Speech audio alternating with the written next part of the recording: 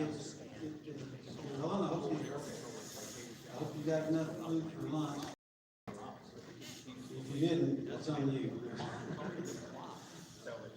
Everybody always likes that.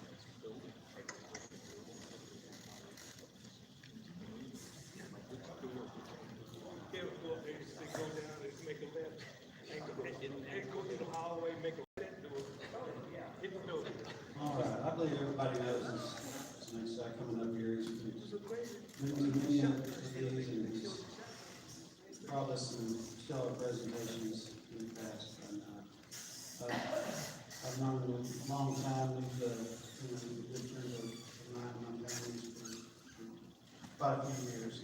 Always allowed him to have his support and friendship and advisement and a lot of the stuff that we're doing. Several of you, whether you realize it or not, are members of my Symposium Advisory Committee. So all of you that have provided information and guidance and suggestions and support and have passed the word out and all the things you've done over the years to make this possible. Keep it grateful. All right. Well, we'll get Tony up here and give him and turn loose on this one.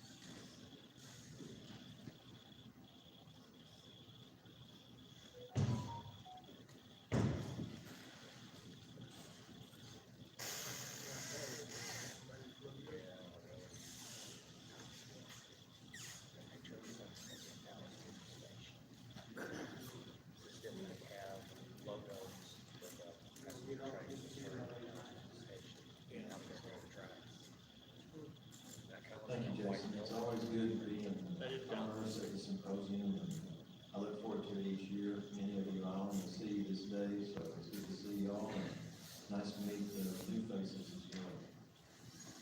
I want to talk to you today about a period of time in Cottonville history where a unique identity was established, and at an unlikely time in our history here. The Texas and New Orleans Railroad for some time in the teens and into the 20s had conducted the St. Louis Southwestern Railway at several places in Texas and one in Louisiana. And the management is on record as at least twice approaching their parent railroad, the Southern Pacific, and encouraging them to acquire the St. Louis Southwestern.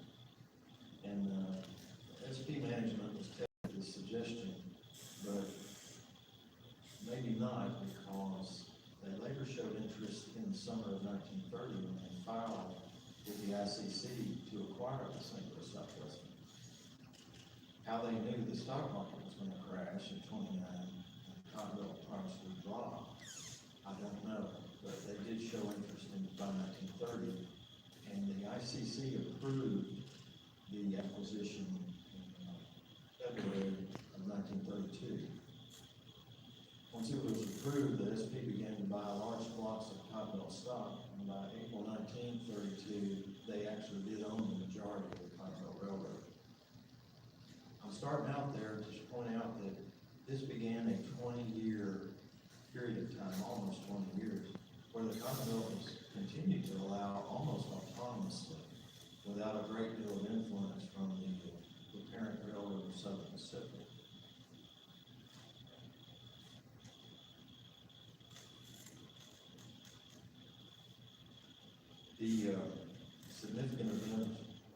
7th, 1941, caused the United States to declare war late in 1941. So by 42, everyone is trying to gear up for wartime production. And the railroads were concerned on many fronts about the track, about the cars, and especially locomotives and power to pull additional traffic. The Cotton Belt was right in there with them. The War Production Board had been formed to manage manufacturing and materials and provide some continuity to support the war effort for the United States. So when you wanted motive power, you had to go to the War Production Board. Cotton Belt did so and made a request for road unit power in the form of EMD diesels. The FT was the popular model at the time. The War Production Board listened to their request and told them that they couldn't have them. And they said, you can have some yard switcher diesels. And I said, okay, well, we'll take that. And that was built by Baldwin, and they were the VO-1000 model, which was well respected, which is a good engine. So Cotton Belt was glad to get some diesels, but they still needed road power. So they went to the War Production Board with another proposal, and that proposal was to build 5 more Cotton Belt L1 class Northerns at Pine Bluff. Remember, they had already assembled 5 at Pine Bluff in 1937. And it was an idea that appealed to the War Production Board because no new engineering, no new materials. We had already skilled labor and shop force in place at Pine Bluff, so it would be a pretty smooth operation. So they blessed that, and the Cotton Belt proceeded to build those 5 engines. They were numbered 815 to 819. Our beloved 819 that gave us all a view of what the Cotton Belt's Northern looked like and sounded like was one of those engines. Now there were some material changes, because of wartime restrictions, so they were war babies in that they were not as fancy as the previous Northerns, but they did get those engines built. Baldwin began to work on the VO-1000.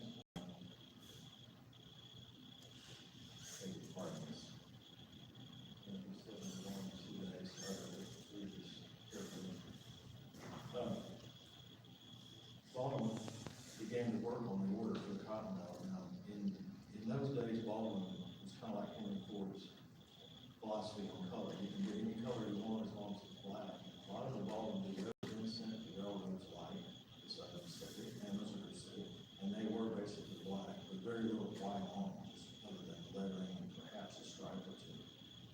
But Cotton Belt was in for a surprise when they got their VO-1000.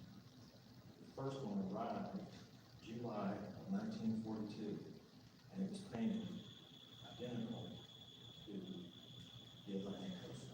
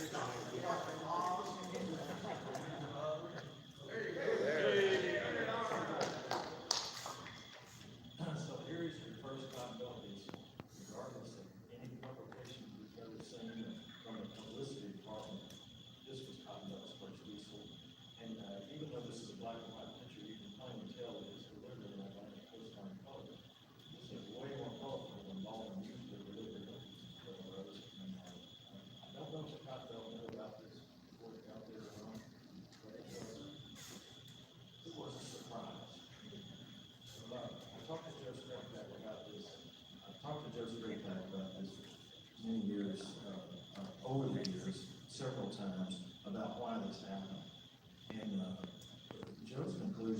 that Baldwin had Atlantic Coastline paint on hand to use. And that makes sense because the War Production Board said two things to the companies, especially early in 42. You were not to do any new engineering. You were not to do anything that increased time for any project. What they were trying to get was repetition. And then the other thing they wanted to restrict was the use of rare minerals, alloys, and such as that. So they wanted the manufacturers to preserve those things for the war effort and make sure that manufacturing never slowed down the completion of projects that were directly related to the war machine that we're trying to get going. So Joe and I have kind of gone with that as our working hypothesis, and it turns out it's true, but we'll talk about that later. Baldwin continued to deliver sparsely VO1000s along the way, and they all came dressed like this. This is not a real VO1000, okay? This is a model of one, but it is pretty authentic in the color, and I want you to see the color of these images now. They were put to work in the railroad yards along the Continental during the also note the 606 number on there. The next significant event came from the War Production Board themselves. Sometime in 43, they contacted the Cotton Belt and told them that they had a handle on things and the production was going smoothly and that they were going to proceed with the order for the FTs. The Cotton Belt was very, very happy to hear that, and the work began. When the work started, EMB, very competent, highly competent, I should say, art department began to develop different paint schemes for the new diesel order for Cotton Belt. I understand that at least 3 of those were done. There may have been more, but at least 3 paintings were started in what you call loose format, but they were sufficient for consideration. So they got these paintings together, and the Cotton Belt management reviewed them to make a selection for what the new diesel identity would be for the Cotton Belt Railroad. Management settled on a gray and yellow scheme using red separation striping. Here's the brand new set. This is the 900. There would be 5 sets delivered by AMD to the Cotton Belt in the new paint scheme. They were 4-unit sets, an ABBA, and they were numbered 900, 905, 910, 915, and 920. The first 3 of those sets were delivered starting in June and running through the end of July. Those 3 sets were all on the property in 1944.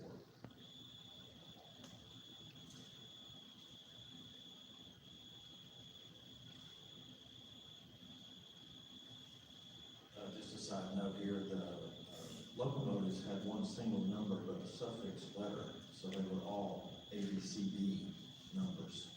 900A and D would be the cab units, and then the B and C in all cases would be the cabless booster units in the middle.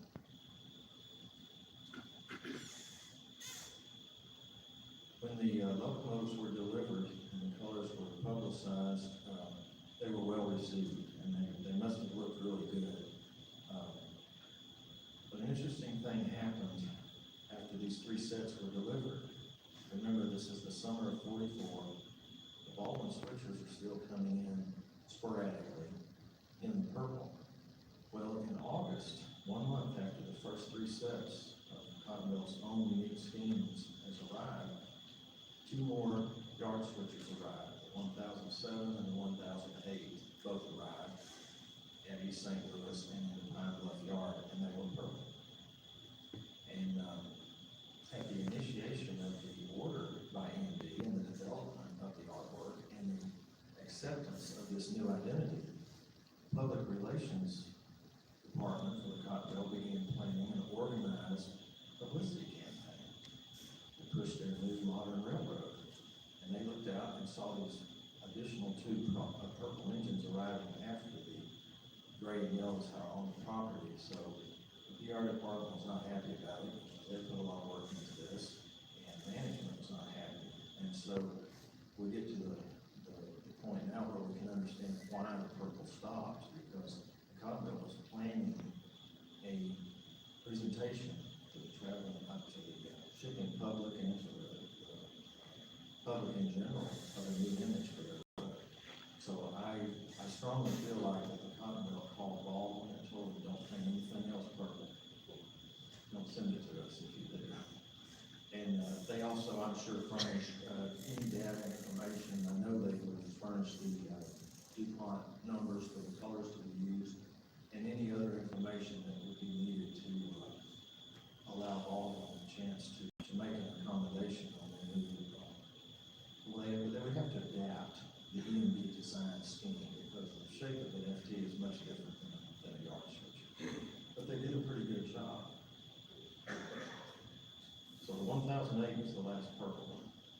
Just to recap, number 1000 to 1008 were all delivered to the Atlantic Coastline purple. That's 9 yard switches delivered to the Cottonville, letter sent to the Southwestern. The Cottonville had accepted the FTs, and thus EMB had conveyed all rights, this color combination and the style. So this was truly the Cottonville's unique design, and it ended up being the only one ever designed for the railroad. The next Baldwin Leo delivered was 1009. And you see that it's in the gray and yellow colors. Very well respected rail historian Jim Bennett from Stuttgart, Arkansas, called these colors the Confederate colors because they did simulate Confederate uniforms from the Civil War and War between states. And interesting to note that the Federal Army and the Confederate Army both used color striping to designate your unit of service, or your branch of service, I should say. Light blue striping on your hat or your uniform indicated infantry. Red striping would indicate artillery. Yellow was cavalry. And then they also used black and green. I think one of those was for medical and one for supplies. So that it was an appropriate moniker for the paint scheme. This particular picture came from the Cottonville Publicity Department, and it's been doctored because there where you see the black SLSW and the black road number 1009, that was all in yellow and on the actual paint job. And in a black and white picture, it just disappears. You just literally almost can't see it. So the Publicity Department, they're also responsible for these framing lines on here because this was going to be used in an ad. The Publicity Department darkened the letters and the number on this.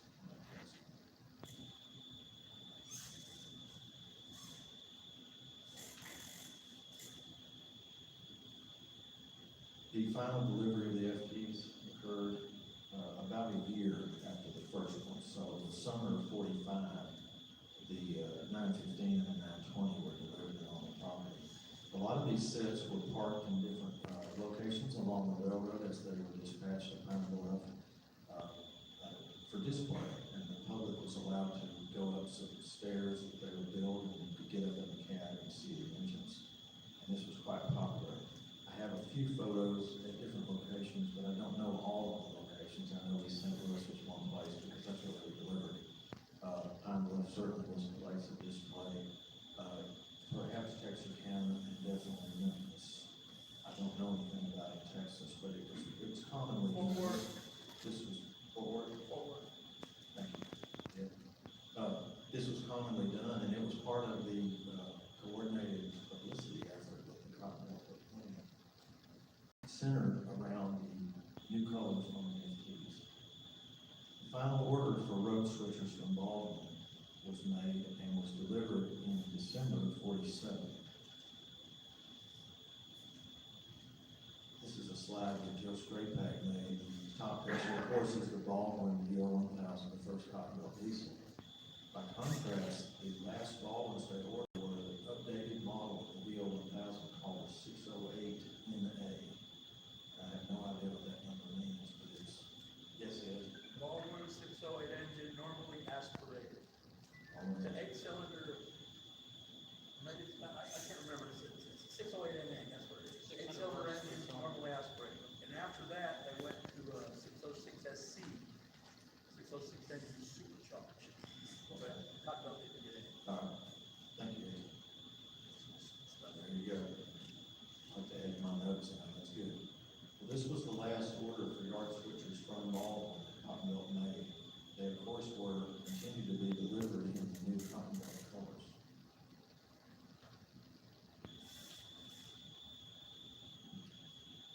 Baldwin delivered one more engine to the Cottonmouth. This is a unique engine. It's a center cab locomotive called the DT6-6-2000, which I suspect has to do with the wheel arrangements and the horsepower.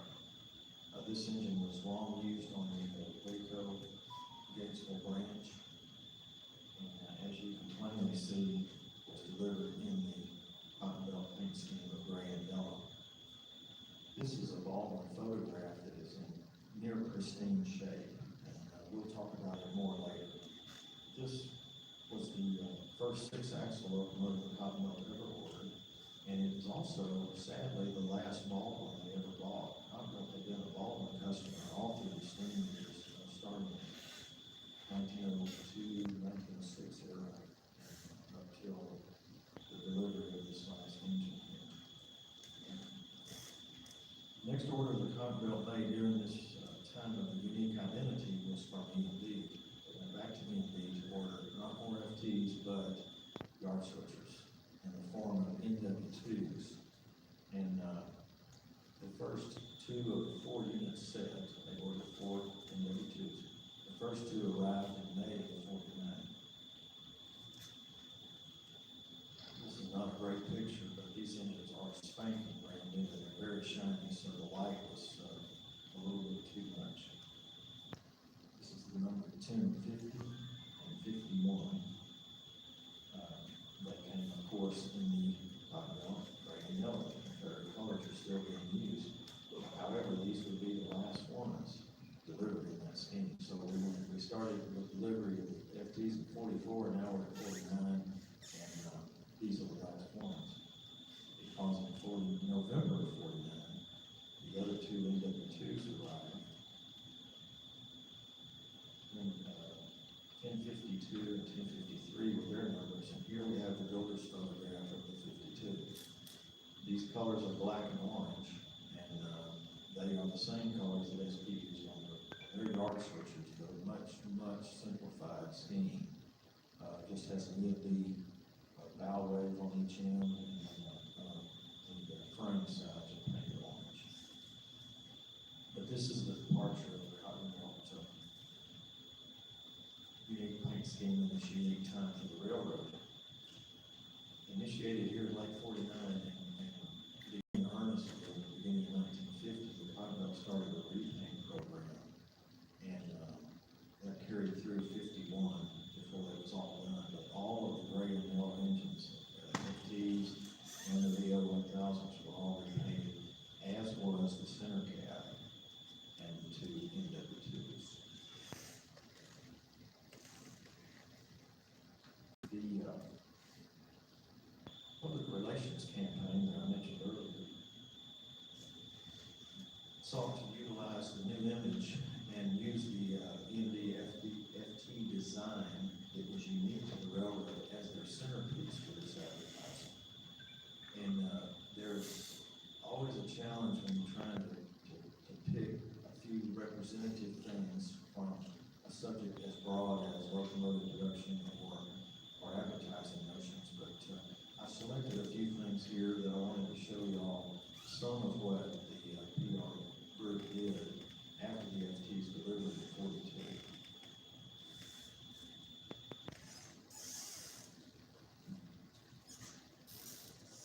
This first one I have here is a great 2-page ad from Railway Age, and as it says at the top, 1,600 miles of modern railroad. So there's your slogan that they were planning on using. The centerpiece of it is on the left page, the larger view of the FTs in the new paint scheme colors. And on the right-hand page, you'll notice yard switcher in the same colors. And that's the unity they wanted to show in the campaign. Another reason I love this ad is that this is true transition. These are our first diesels, and these are the best of our steam. They got K1 280 pulling the freight train past CTC signals.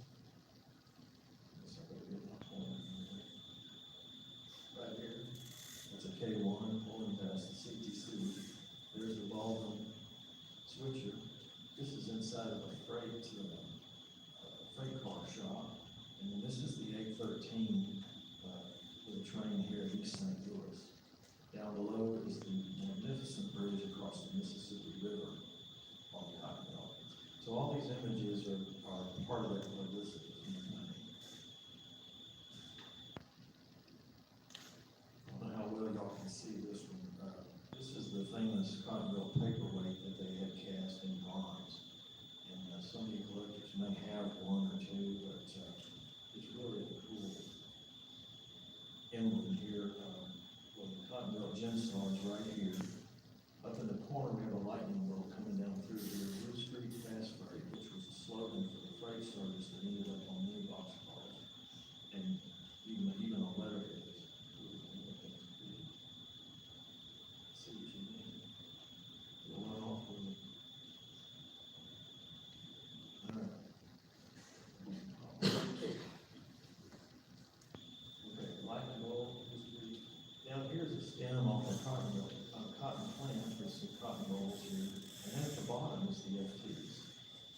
And the striping, I don't know if y'all can see it or not, but the striping for the paint scheme is on there. It's part of the cast.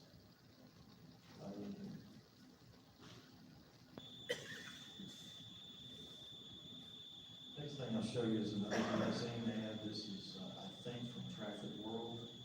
And it shows the ever popular Progress liner that a lot of railroads did. This one is, of course, all artwork drawings. The locomotive on the far left is a diamond stack 440 representing the early days of the railroad, perhaps narrow gauge, but certainly the older steam power.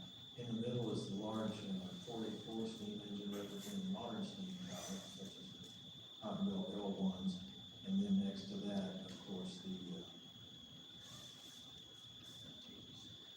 Cotton Belt FTs with the EMD design behind it. This next image is from the EMD artwork, but it was printed by the Cotton Belt for use on dining cars. This is a rare paper placemat that was used in the dining car service. The reason that the Cotton Belt started using these placemats was to prevent having to launder so many tablecloths. Those things were expensive to launder, so they saved those for the evening meal only. And if you had breakfast or lunch on the diner, you would have a paper placemat. Because of the nature of their use, very few of these survived. They were just pulled off the table as the dining car staff cleared the table and would throw them away. This one's not in great shape, but you know, beggars can't be choosers. So I'm glad to have one. It is printed by the Cotton Belt, so the ink colors are not exactly the way EMD had publicized it, but at the bottom of it, it says one of 5,400 horsepower diesel freight locomotives in service on the St. Louis Southwestern Railway. So they were very proud of this to show it up in the dining car. So part of the PR campaign. This artwork is very similar. This is actually a logo card from EMD. Whenever they would fulfill an order, they would come up with the design, and then they would print these cards out for the company, the railroad, to hand out to shippers and prospective customers, and also to the public. On the back of these cards were specifications about the locomotive size and performance, and various things of interest to the public and to the professional as well. The reason I wanted y'all to see this one, this one has very little sun damage. This card was kept inside of an envelope, and so this is pretty much the colors that the EMD artist intended for the engine. And so you can kind of see how striking it was. And it's just a really good print of the artwork. The artist responsible for many of the paint schemes that y'all may be familiar with was a man named Ben Dudek, and I don't know if I'm pronouncing his name right, but he was a staff artist that worked at the plant in Illinois in LaGrange. And he is responsible for many of the successful designs that we know by sight and the railroads they're associated with. And he did do this upon the War Production Board approval of the order, and the EMD got notice of the beginning of the manufacture for the FTs, for the Commonwealth.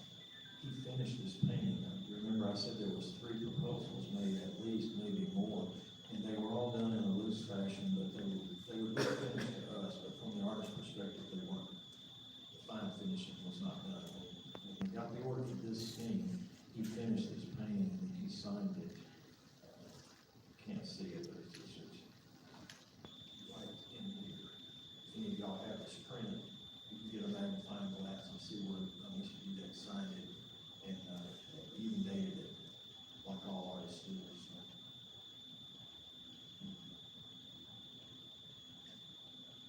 Another use from the publicity department is this 1951 pocket calendar, and it uses the EMD artwork that we just discussed.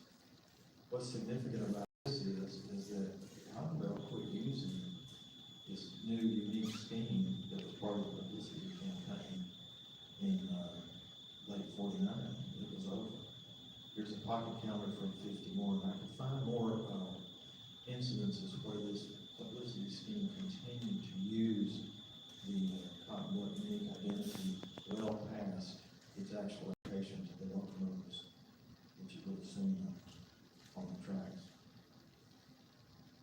This final slide I want to show you all, this has been a subject on my mind for many years about a railroad who has so long been associated with the Southern Pacific, and under that umbrella, in the midst of the war, the Commonwealth had a chance to portray its own personality and really develop a unique identity in the railroad industry. And I always wanted to commemorate that and kind of pay tribute to it with paintings. So I commissioned a painting to be done by very noted artist John Winfield. And he painted this for me about 6 or 7 years ago. And it depicts a set of the FTs crossing the Wood Trestle north of the Sabine River Truss Bridge, about 4 or 5 miles north of Winona, Texas, on the main line, in the southbound. And John did a great job composing the picture. He added the father and son fishing, and then I don't know if y'all can see it or not, but there is a blue heron right here taking flight from the noise of the train. And that kind of concludes my part on the Commonwealth's unique identity, and I want to circle back. My friend, retired Commonwealth engineer Larry Gilliam, is going to hand out a spreadsheet that I made about Baldwin deliveries of VO-1000s in the era that we're interested in. I learned a little bit about the Atlantic coastline, and I'm going to share this with you. I think that'll help make sense. The Atlantic coastline had been buying diesel since 1939. They had actually ordered passenger locomotives since 1939. Their president of the railroad was very adamant about what he liked and didn't like. He was really involved in the color scheme that they decided to use. So the purple and silver is and the yellow striping of the Atlantic coastline was their passenger car, but it was also their freight car. That's something else different that the Atlantic coastline did. Most railroads would develop a scheme for freight and one for passengers to differentiate between their service. The Atlantic coastline did not do that. According to what I learned, they used the same scheme on their passenger engine as they did on their freight. The model I showed you a while ago, the 606, is on that list. I also want you to know, too, that the first delivery of 1942 from Baldwin was to the Atlantic coastline for 2 engines. It was the summer when the Commonwealth got their first one. And then you'll see interspersed, you see how Baldwin is switching back and forth by date. You'll get a Commonwealth and you'll get a Baldwin. Atlantic coastline. You'll switch back and get some Commonwealths and you get Atlantic coastline. it looks like that worked okay until a point when Atlantic Coastline got tired of waiting on the Cottonmouth engines to get built, because in the month of October, if you look there, the month of October, or is it 45? 43. I think the Atlantic Coastline got tired of waiting on their engines, and high production on the Atlantic Coastline in that month. They got an order for 2 engines, then they got 3, and this is all in 1 month. I think the total was 7 engines in 1 month delivered to the Atlantic Coastline. Now, there's a number break in the sequence, and I can't explain that, but it does show that Baltimore is under order for the World Production Board, and they were trying to balance things and keep the production moving. So, I wanted y'all to see that the reason those engines got painted that way was because Baltimore was ordered to use material and engineering, everything on hand. So they simply lettered the locomotives St. Louis Southwestern, put a jigsaw on them, and send them down the line. And during wartime, that was understandable. By the time the FTs came, I would suggest that the World Production Board had clarified their directives that they gave to manufacturers. And the other thing that's a big difference is that the Continental now have their own paint scheme, and they're not corporately identified with the Atlantic Coastline. The incident I told you all about that stopped the painting of the purple also resulted in began a repaint program. I'm going to go back here a few pictures. Look, there it was.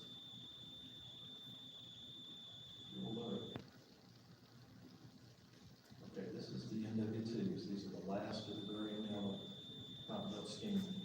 Right next to it is the 1005. This is a VO 1000 that was delivered in purple. And you see that it's already been painted by the time these were delivered before the night. Folks, that's all I have. I do want to say one thing. I'll get your attention finally. I want to give special recognition to, first of all, thank Jason Davis and his family for all the work they've done for 20 years to make this symposium like they've done it to me.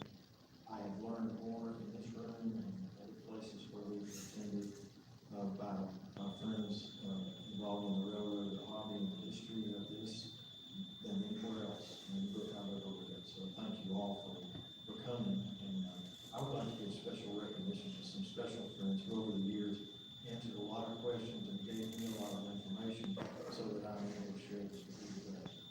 They are Jim Bennett, Joe Colias, Homer Green, Chuck Harris, Bill Sharp, and Joe Stringpack.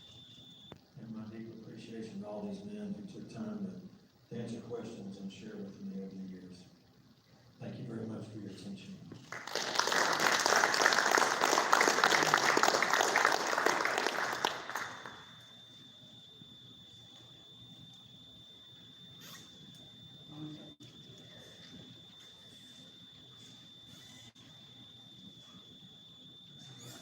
We'll move into our next pretty quick here.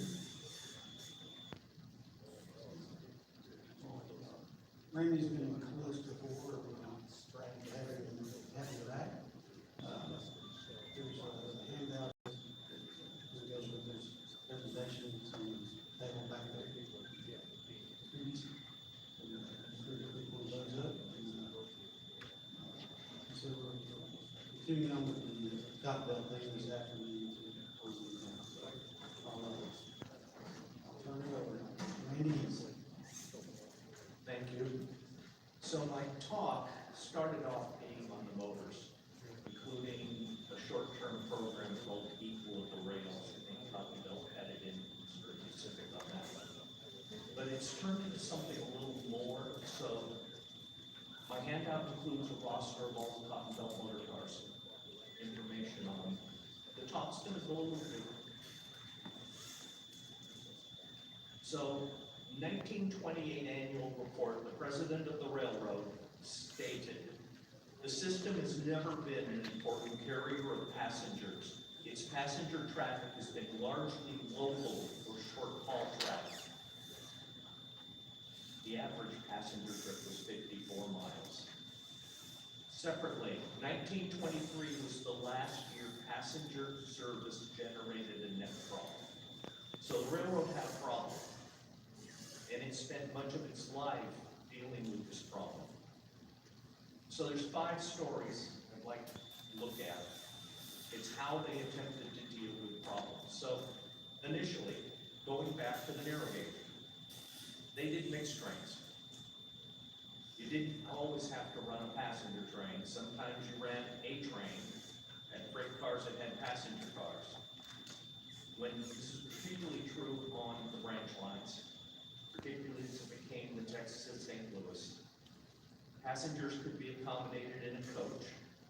If they had baggage, you needed a coach, a mixed coach baggage car, or a baggage car, or a baggage mail car if you had a mail contract. And after 1910, they had cabooses with passenger accommodations. So, story 1, the mixed trains and the combination cars. As a narrow gauge railroad, they didn't have any combination cars. They had coaches and they had baggage cars or mail baggage cars. But at least at the time they were standard gauging, at least one real coach became a combine. When they standard gauged and ordered equipment in 1886, Jackson and Sharp built 6 combination cars as part of that order. Shortly thereafter, they seemed to have 8 combination Jackson and Sharp combination cars. So apparently they needed combination cars for the mixed train service. By 1925, there were 16 combination cars on hand. But by 1941, there were only 4. And of the 4, 2 were being used as motor trailers. Last 2 combines were converted to work service in 1954 after being used on the Shreveport-Portland mixed train.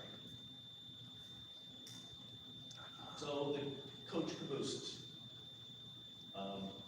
They built 14 of them, starting in 1911.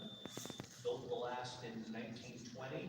As built, you know, you've seen pictures, there's long ones and there's short ones. They were all long. 9 rows of seats, at least a couple have been preserved.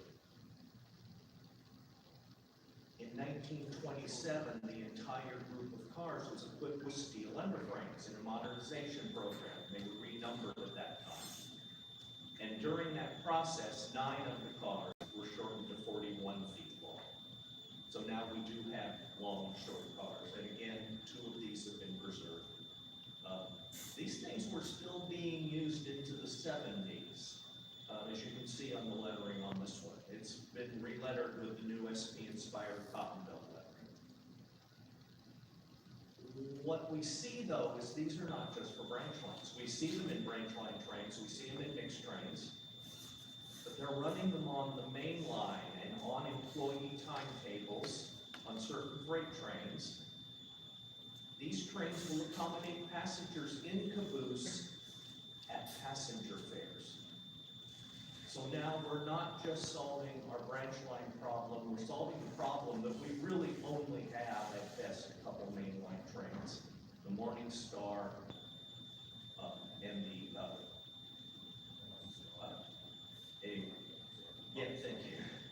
Anyway, and much of the time they get combined from Pine Bluff or from Texas on. So there isn't a lot of passenger service on the Cotton Belt, but we will accommodate people in the cabooses. Third story, the motors.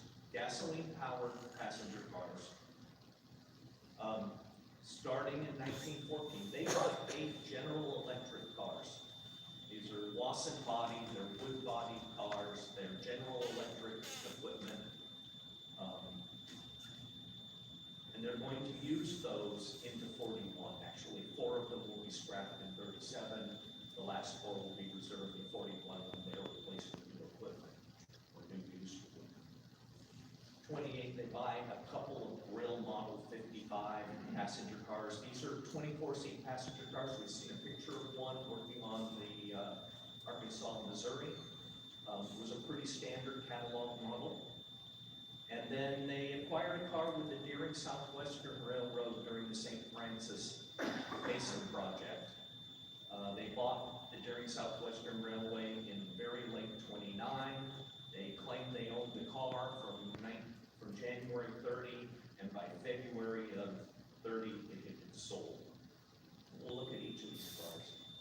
then we have post-war cars. 1941, with the GEs getting old and difficult to maintain, they acquired through Southern Pacific and its subsidiary, the Northwestern Pacific, Ford Electromotive Corporation diesel electrics with Pullman parts that they rebuild, and that will be the last motor cars they own.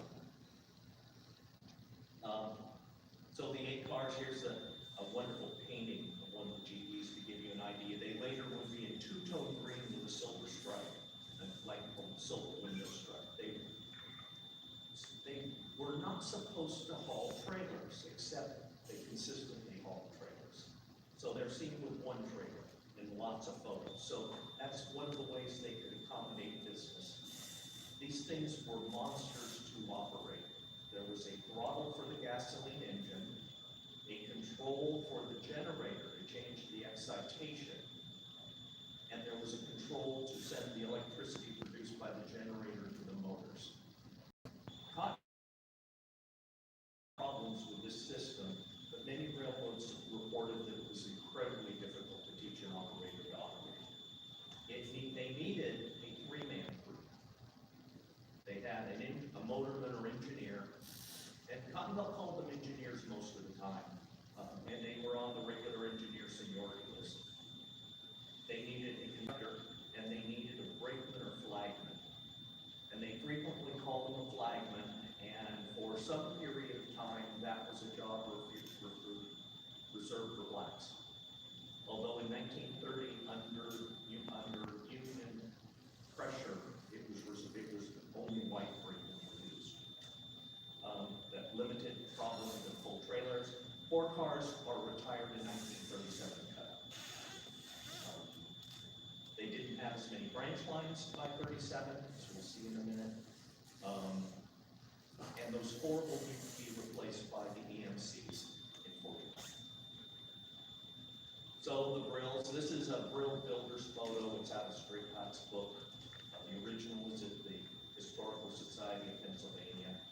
Standard catalog car. There probably were 6 or 7 of them in service in Arkansas and Missouri. I think these cars were pretty much in Missouri and Arkansas service. The bigger cars were reserved for Texas. 2 of the cars, Straight Pack reported that he didn't know where one of them went. One of them went to Pennsylvania. The second went to an oil company in Mexico. This one is the oddball, 1 month baby. Cincinnati Car Company, streetcar builder out of Cincinnati. One of their innovations, you can see it, was the side of the car was curved. And that curve strengthened the side of the car and allowed them to use lighter steel. It's something they applied to interurbans and city streetcars. They made a single example of a motor car and sold it to Deere Company, owner of the Deere Southwestern. It was 82 on the Deere Southwestern. It was 22 on the Cotton Belt. It went to Paris and Mount Pleasant area. It brings us to the big EMC cars. So pretty much as much as you could be a catalog model for these big doodle bugs that were being created at the time. It's an interesting bridge because the engineers who worked on the GEs, when GE ended production of motor cars, went to this new company, Electromotive Corporation.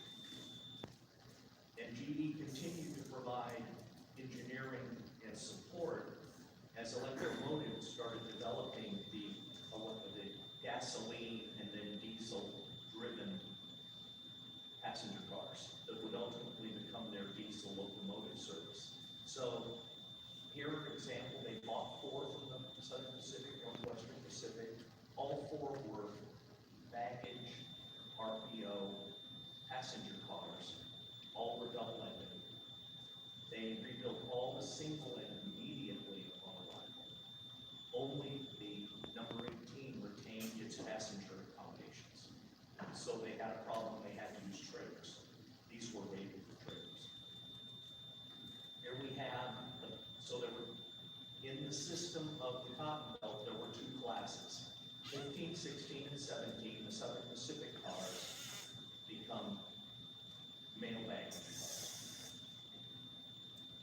18 becomes a baggage and passenger car, primarily associated with the Electric Branch. That's where they get their service. Obviously, 18 couldn't operate on a mail run, and 15 through 17 needed the passenger trailer. They solved the passenger trailer by taking two of the scrap GEs and basically turning them into trailers. They made them into two compartment trailers. Each compartment had a bathroom. And we can see why in this. If you look down below the top view, the rear of the car is the colored compartment, while the front of the car is the white compartment. This brings up some questions about how they addressed Jim Crow before these cars were built. Because some of these cars didn't have formal accommodations to separate the two compartments. So we have to assume at times that was done informally. So this is one of the trailers used with number 18, and it has tons of passenger accommodations. I think it has a total of 4 seats and is said to accommodate 10 passengers. This car in particular had been a baggage mail car, and it's now been reconfigured into a mail baggage and passenger car.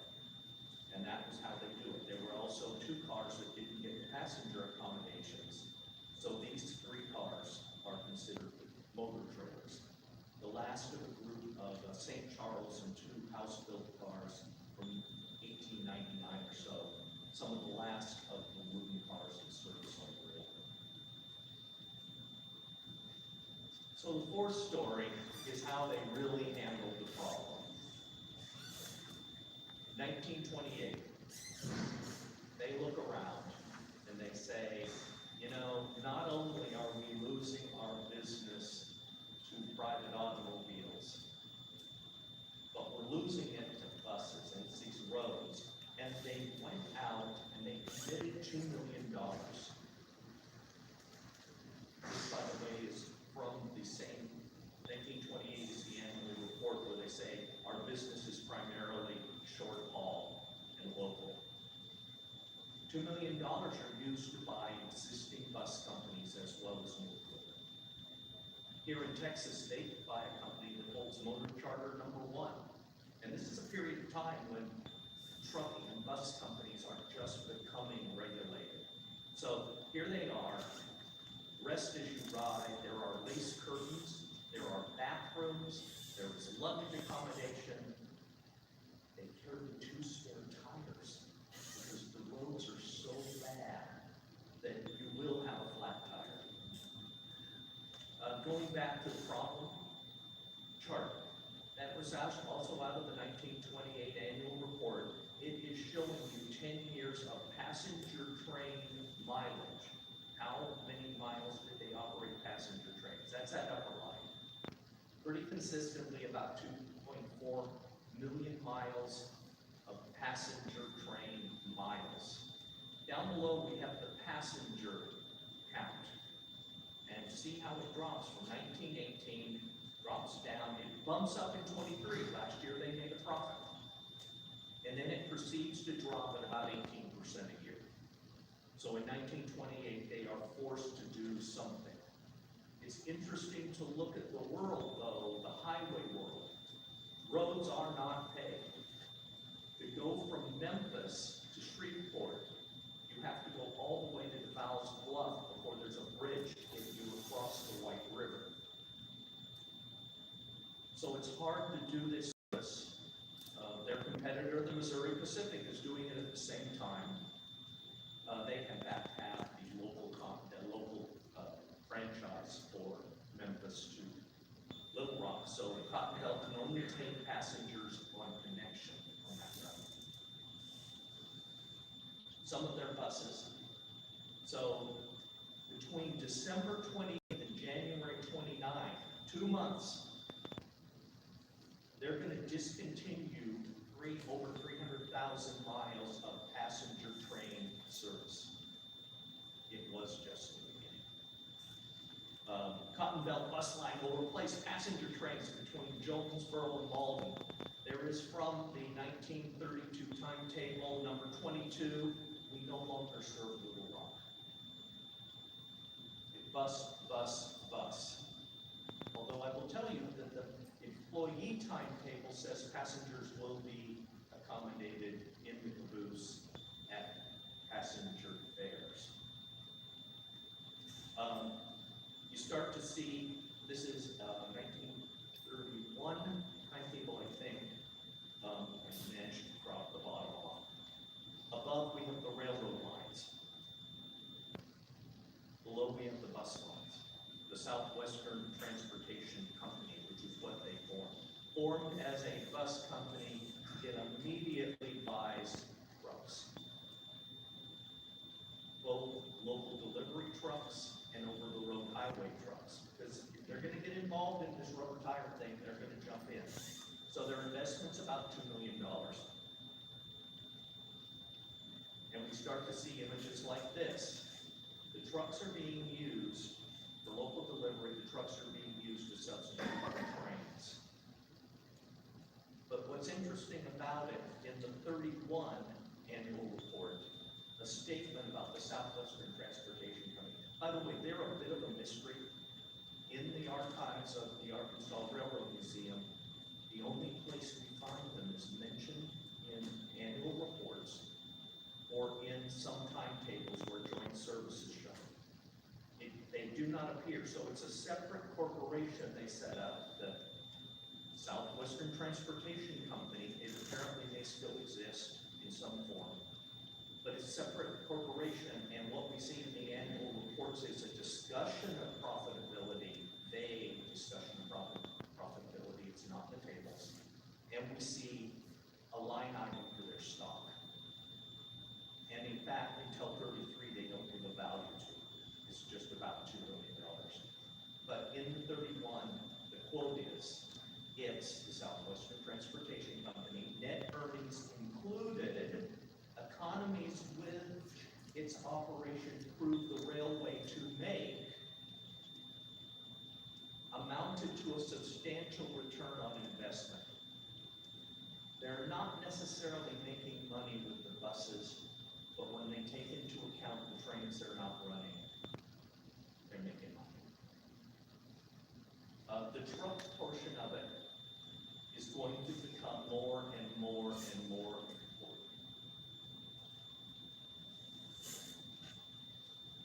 Actually, 1933, it becomes so important that they sell the bus division to a new company, Pacific Greyhound. Southern Pacific sells its bus division, Pacific Greyhound. There's some other companies that sell the Pacific Greyhound, and now they're not in the bus business anymore. But they retain a group of buses to be turned into freight buses. Not going to do passenger service anymore, but we're going to have freight buses. And we start to get this Southwestern Transportation Company, a map of where it's going to serve. Looks a lot like the Cotton Belt with a little extension here and there. A wonderful logo with a bird dog with a duck in its mouth that they'll use for a number of years. So we see different roads. The logo on the blueprint in the corner seems to be one of the earliest ones. This long-term logo with the bird dog appears. Unbelievably successful. And in fact, here we have a few years later, and now the same brochure has Southwestern Transportation Company and Southern Pacific Transport, which is known as of Texas, and then PMT, all Pacific Motor Trucking, all working together to try to, if you can't beat them, join them, and now they're in the trucking business. SP in particular has been criticized for using trucks, claiming that they're going to be better than the truckers, and in the process diverting freight off their own railroad. And it probably is true with a little bit of conduct, not entirely.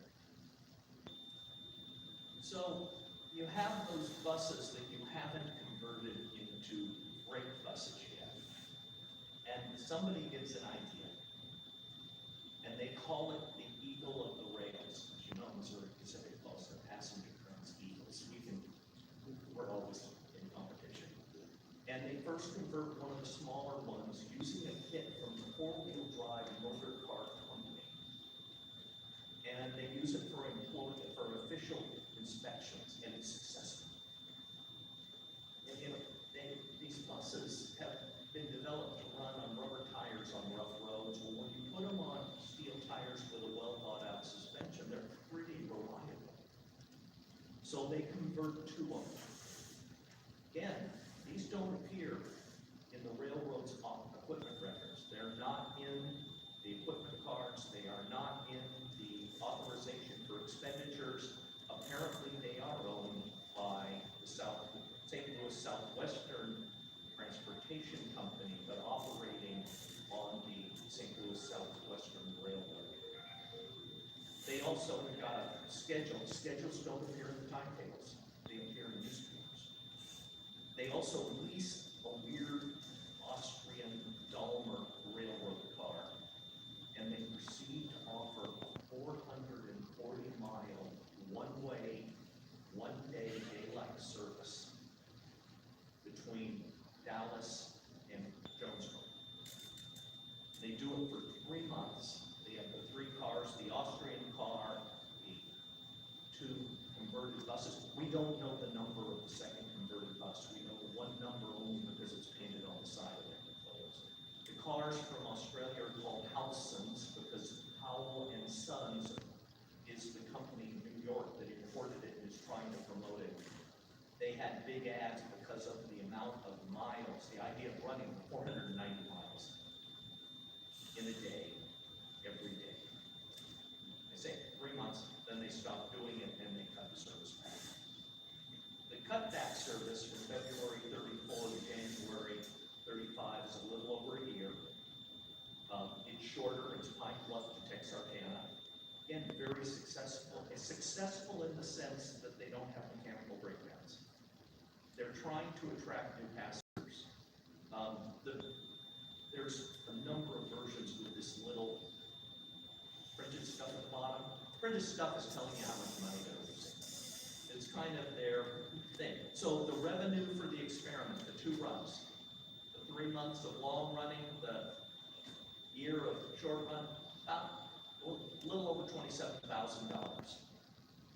The loss during that period was $12,496 if you take the revenue and take the fare, which was 2 cents a mile with a 10% reduction for round trips. Go back to that tariff thing. It was 6 people per mile, average. But then the insult to injury, if you're the Cotton Belt management, they thought that they could run the equal of the rail on 2 men. They didn't need a flag. And the railroad employees complained, and it went to the National Railroad Adjustment Board, which was basically an appeals board for labor issues, and the employees. And so now, 3 years after they end the project, they have to give almost $20,000 in back wages to the employees. So there was an uproar. And this was the thing that I kept seeing while working on this. It just came out, obviously. Cotton Belt was innovative. They had a problem, they tried different solutions. As new technologies came along, motor cars or buses, they implemented them. They didn't always work. But in the end, they're going to take the trucks that they purchased and they're going to use them to implement the Blue Street service. High speed, same time, they've done a high-speed passenger train for the time. And that thing was running 34 miles an hour average speed with stops. So they are doing things to implement higher speed. They're going door to door. It probably is what makes the railroad so successful through World War II and the post-war period. It also teaches their mechanics how to take care of diesel electrics before they get diesels. So just a thought.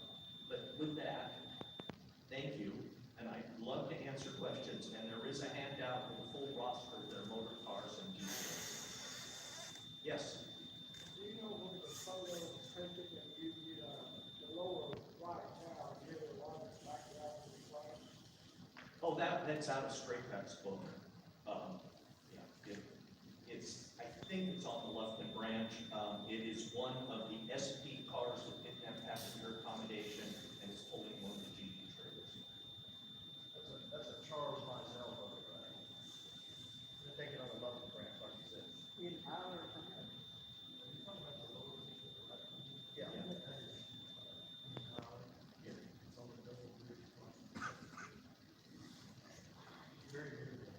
the photo, if you look at it, if you get a big screen, there's a block shape very back of it. Yeah. Real close to the junction where it joins the main line in Tyler. So it's just out of Tyler in that photo. Thanks, Ed. And the top left photo was taken in Malden, Missouri. One of the G racing cars ran from Malden up to Berkeley Point Yeah, through the decade of the 20s, and then they started cutting back. and there is a list of known runs for the GE, and they were first used on the Shreveport one. And then they started implementing them elsewhere. It's interesting when you go through different timetables, how many lines at one point had a mixed train, and then later would have a motor, and then later we might see the mixed train, but now it's one of the passenger cabooses. So they were adjusting constantly to look to this, what the demand for service was. Yes, Ed? One more thing, on the grill cars, do you know what kind of engines they had? I have information that they were either built with or rebuilt with Winton engines. Have anything on that? If they had a Winton, it was gonna be rebuilt because Brill owned Hall Scott at the time. So they were built with something else. And so they were using Hall Scott engines. Hall Scott had been a consortium. They were building race cars. They built railroad motor cars. They built some electric car trailers. They went heavily into gasoline engines, and in fact were one of the group that invented the Liberty engine during World War I that was used in aircraft and trucks. So, and Brill bought them. Yes. You're saying all of the combine cabooses were built at 51 feet, Yep. and they were all shortened to 41 except for, 4 of them were not shortened. One was, would it be 6? they all were built as roughly 51 feet, and because there's interesting ways to measure a passenger or railroad car, and it appears the measurements that are published do not match the bodies. They then go and install steel underframes in 4 of the cars at 51 feet. Fabricated steel underframes in 1927. That's when they're renumbered with the 2300 numbers. They hold 6 numbers for the long cars, but they only build 4 of them. They then take the remaining cars, starting with 23, 25 at the Arkansas Railroad Museum, and they shorten it and then build a steel underframe. And because it's the first car, they go back 3 times adjusting the underframe, and each one gets its own charge. So yes, and then one car was sold off before it got rebuilt in any way, so it disappeared as an underframe. Wow. Yes, I know that. Randy, on the long cars, I think there were 6. We have photos of 5 of them. And the other one, I believe, was on a subsidiary company. I believe that's why they're not in the records. They're subsidiary owned. yes, but we have the caboose cards, the register cards for the passenger cabooses now for every caboose.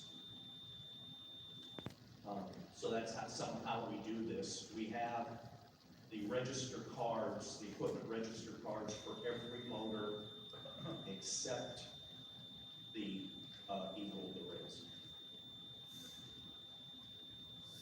Would it be possible to get scans of those cards for the passenger It cabooses? can be, and I'll give you my card, and many of them have already been scanned. Ed is looking at an example of some of the register cards for diesel locomotives that were loaned that have to go back this afternoon to the museum.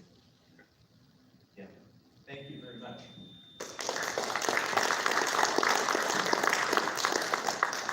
Thank you, Randy.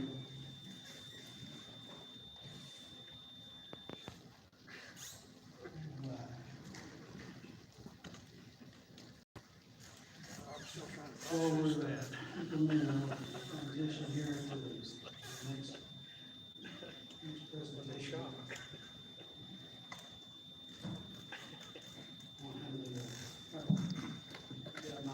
I'll turn it over to All right. Skipper, he'll tell you what's going on.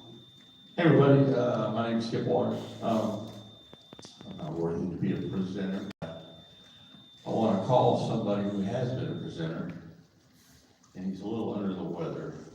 Steve Allen going. Told him I was coming. He sends his condolences, but he also wished he was here. So I thought I'd call him up on the phone and we'll just say hello to him. Told him I'd call him, hopefully he'll answer. Steve? Yes. We are live here at the Hot Belt Rail Symposium, 20th anniversary and final symposium. And we didn't want to be final without your involvement. So, well, we're all thinking of you. That always meant so much to me. I came almost every year, and I sure did miss getting to come this year. Well, we're thinking of you. They're playing a slideshow here, and you show up in several slideshow versions, and better condition and good looking as always. So, Well, yeah, that's been, thanks, man. so how are you doing now, and can you share anything about what's going on with you? Well, I can tell you what's going on. I'm still here at the Encompass place here in Wichita Falls, and I won't be here until Thursday, and they're planning on releasing me this Thursday. And I hope that they do, because I sure am tired of being here. I've been here ever since the third week of June. So the entire month of July, I've been in the hospital. Here's the latest. They're saying that I had a buildup of fluid in my body, in my legs and everything. And it caused me the last day that I was here at Encompass the first time, because I've been here twice. The first time that I was here, they said that that evening before I left to be transported, I had a heart attack. Here in the hospital. It was a minor one that I had one. So I didn't know anything about that. That's kind of blindsided me that I had a heart attack. I didn't ever have any pain or anything, but they said that's what it was. So what they're trying to do, they're trying to get my body to where it no longer retains all this fluid. They said that I was just full of this sticky, gooey fluid that was getting in my lungs, and getting in my heart, and everything. And they've done a remarkable job in getting it out, but I've still got a lot in there. And that's what they're trying to do right now. I'm gonna have to start taking, what is it called? Not diet drinks, Dialysis? yeah, dialysis. I gotta start taking dialysis. We don't have the final, idea on how much I'm gonna take or what days a week it's gonna be on, or the length of time or anything. But it does sound like it's gonna goose me up from getting to go to any train shows. Well, we wanted to include you on this forum, and we were thinking about you, and thank you for letting us give you a call, and you sharing us your current status. Well, no problem at all. I'm happy that y'all include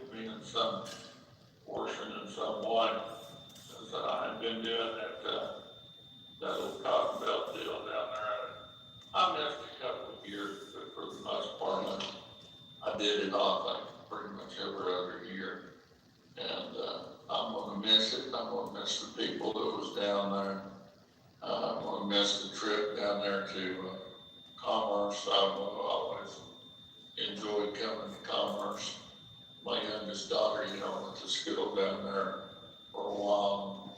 So overall, I've got pretty good memories of the place and the town and the area. I'm sorry I didn't get to come back this year knowing that it was the last year, but just couldn't do it. I just couldn't get things to time out to where that I could do it. We are in the process of moving. We're going to move up to Oklahoma so we can be with Carrie, my oldest daughter, and her husband. And they're going to help take care of us, take care of me. I hope that in the future, I'm going to be able to come back to some train shows. But as of right now, that's not looking very, very positive. It just all depends on what the doctor's saying, how much that I healed up. I didn't realize that I was this bad. Steve, we gotta go, but, we understand you have a new grandbaby. Can you tell us 2 seconds about that? I finally have a grandbaby.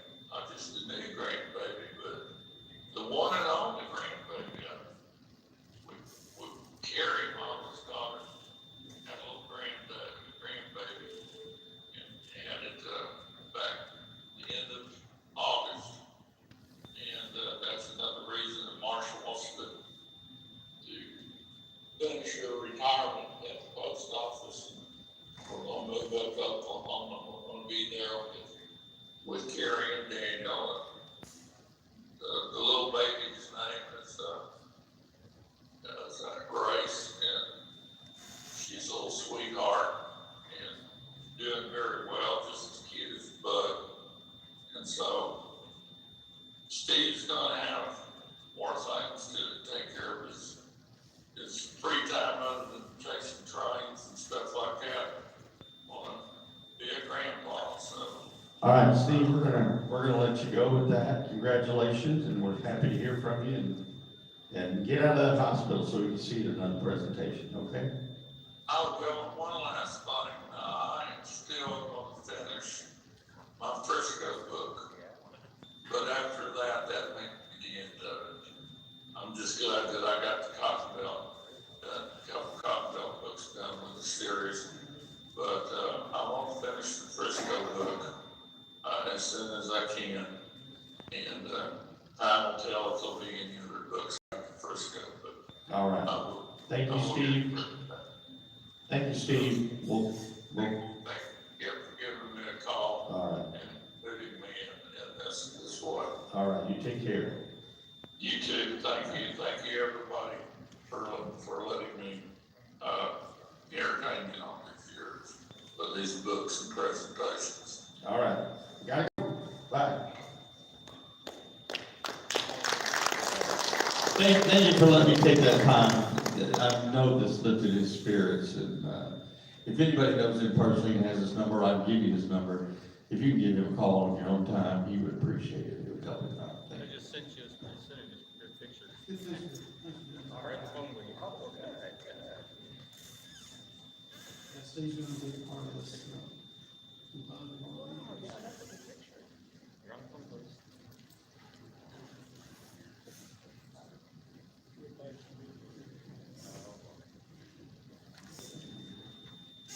Folks, I was scheduled for 50 minutes. I'm only going to do 30 minutes and get us back on schedule. So we're going to see a lot of pictures pretty quickly, but they'll be electronically available. Okay, so don't worry if it seems like it's flashing before your eyes.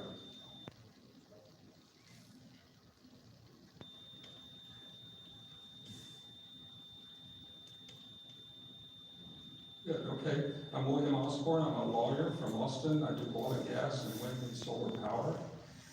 My mom was raised in Gatesville, graduated high school there in 1951. And our family, since the 1880s, has been ranching to the west of Gatesville centered around a town called Evant. The closest railroad that ever came to Evant was the Cotton Belt. And this is an earlier map when they terminated at Catesville. This is a picture of a log cabin at our ranch, and the reason that I'm showing that is it's the original homesteader's log cabin, George Washington McMorris, and he raised 3 kids in this cabin. We now have it as a bunkhouse restored. He grew cotton all the way around in those fields that you're seeing behind it. And cotton had to move by rail. So I'm going to show you some pictures, and I want to first talk about the photographer, Cecil Bolden James, in Hamilton. That's a picture of him at the wheel. His family had a pharmacy. I'm going to skip over this biography. It says James Studio on the glass door. I took that picture a few weeks ago. This was his photography studio. It's upstairs in one of the commercial buildings on the square. He would become the president of the bank in Hamilton. You'll see his signature on the lower right on this currency. This is the outside of the pharmacy building as it currently looks. And it's vacant. It's on the west side of the square of Hamilton.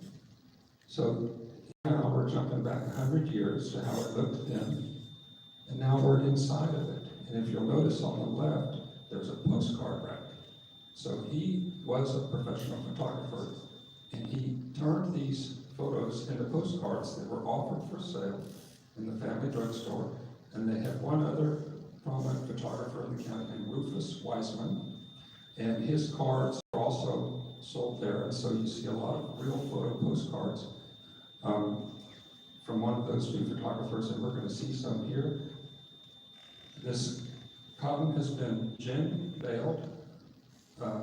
They tried to get to 500 pounds, and it's been brought to be loaded onto the train at Hamilton. This is the cotton yard there. The Railroad Commission of Texas, which is where I started my career in the oil and gas division, had a rule in this era that these bales could be loaded on flat cars, but they were forbidden to pass the first compress, where they would be compressed some more. So they had a stop in transit to be compressed and then loaded back on to save room. This is a topo map of Hamilton. We're going to skip that. So the railroad comes to Hamilton in 1907. The Stephenville North and South, building south from Stephenville to Hamilton, a distance of about 42 miles.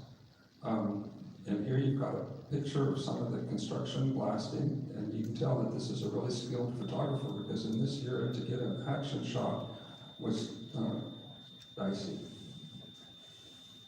These are views of the right-of-way grading, and you'll notice on the left a cut.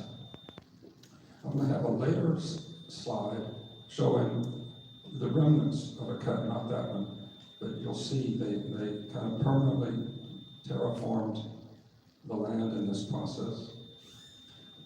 These are track workers. They were largely Hispanic, and land track, of course, by hand.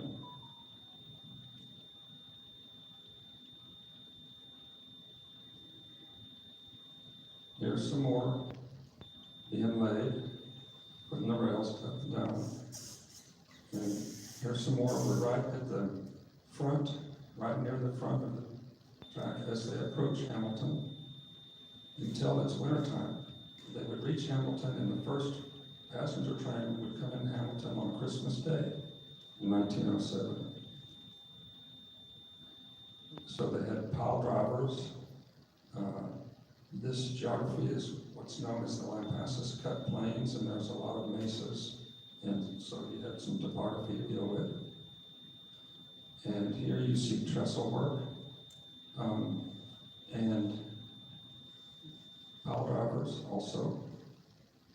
This is a work train on the Stephenville North and South. You see those boxes at the front. We believe that they held spikes. And back of the train, you'll see ties. So when the rails were first laid, they spaced the ties very far apart, and then they would later come and fill them in to, you know, an operational density. So these are some of their first couple of locomotives starting out. These were built in the 1870s, and they were, from that era, they were coal burners, and you can see the tinder. It's got coal in it, and the guys are standing on top of the coal. Here's another locomotive, 104. So this is the very first depot at Hamilton. And the sign in the door says Wells Fargo Express, because they were accepting Express there. And so at first they only built from Stephenville to Hamilton, and it had nothing to do with the cotton. It was just its own little branch line.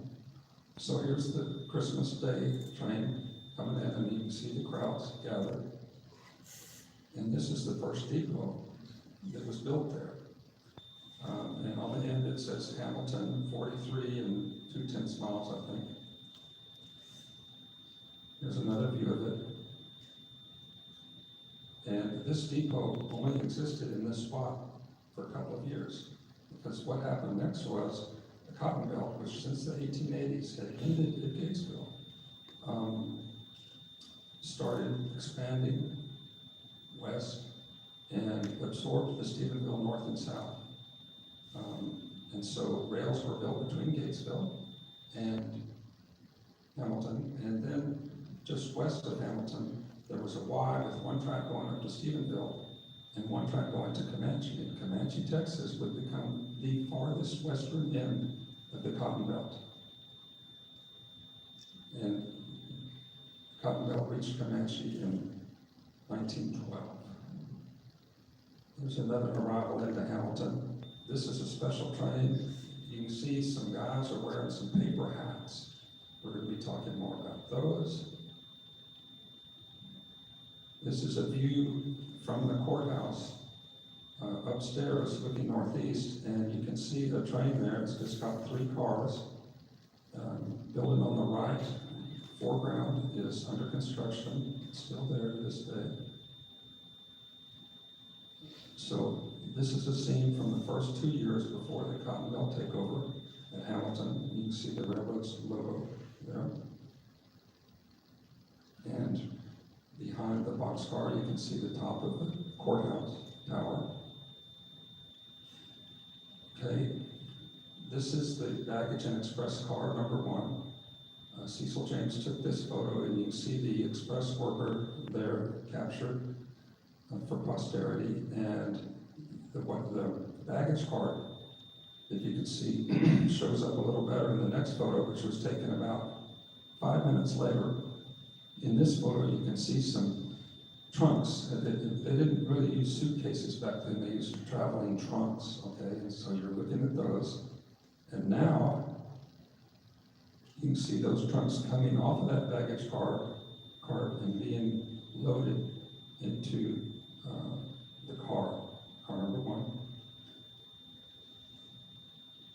So this is a private car, and we don't know the name of the car, and we don't know the occasion, but we just simply have this photo. We also don't know what are the paddle boards on the rear of the car with the holes in them. We don't know if they're taking the place of, rear markers, and that's just so air can flow through them. So I told you about the red hats. This is a newspaper article from July of 2013, and there's been an excursion train, the Young Men's Business League of Waco. And a number of these trains were put together by Waco merchants to build trade relationships along the new railroad. So this is after the Cotton Belt has taken over, and in the lower right, you can see them reporting that all the records of the Shoreline Railroad are being moved from Stephenville to Tyler, and the roads have been consolidated. these kind of trade relationship events built relationships that lasted for decades. Correspondent relationships between banks, stores that would have branches. When I was a child, I went to Gatesville all the time to see my grandparents. The paper that landed on the front porch every morning was the Waco paper. And so, you know, Waco's trade territory expanded out this way. And by the way, the same thing was done by Temple on the Santa Fe. They would send these trade excursion trains out to Brady, for instance, through San Saba, and all the way to Eden to try and build their own trade relationships. So that article talks about these red hats and says that the gentleman walks to a building on the square and given a fried chicken dinner, and then they came back and got on, and the train proceeded on to Comanche for supper, and then they went back to Waco. So here it is, Waco Trade Excursion. You're seeing it there. And you notice like the guy kind of in the middle is wearing what looks like a long white coat. The newspaper article described it as, said the men were wearing linen dusters. I don't know, you know, it must have been, it's June, it must have been just hot as it could be, but that was part of their uniform for the day. And this passenger car, if you look closely at the lettering, on the letterboard, you'll see it says St. Louis Southwestern. Don't know the car number. Here's another view of them, and you can see the hats and the linen dusters. What I find interesting about this photo is, if you look on the far right, you'll see another photographer, okay? And you'll see the photo set. You see the tripod and the big camera. In this era, they were using glass plates to make photographs. They weren't wet plates. The technology had improved in the 1880s for these glass plates.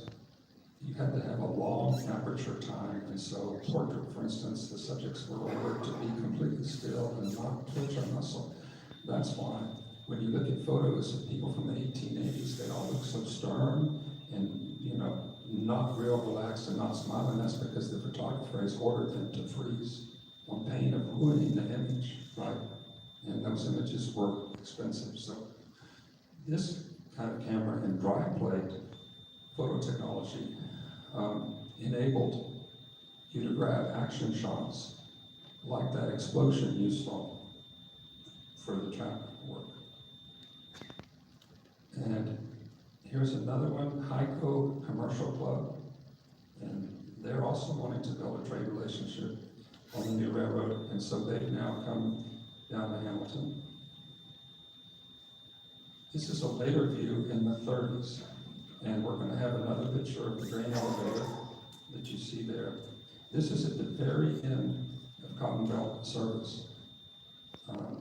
For all the usual reasons that you've heard plenty about, I won't repeat.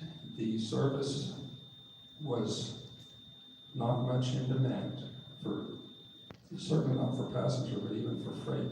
By the 1930s, one problem was that the boll weevil had reached Texas, and so cotton cultivation was falling out of favor, and the Depression had suppressed demand for stuff like cotton.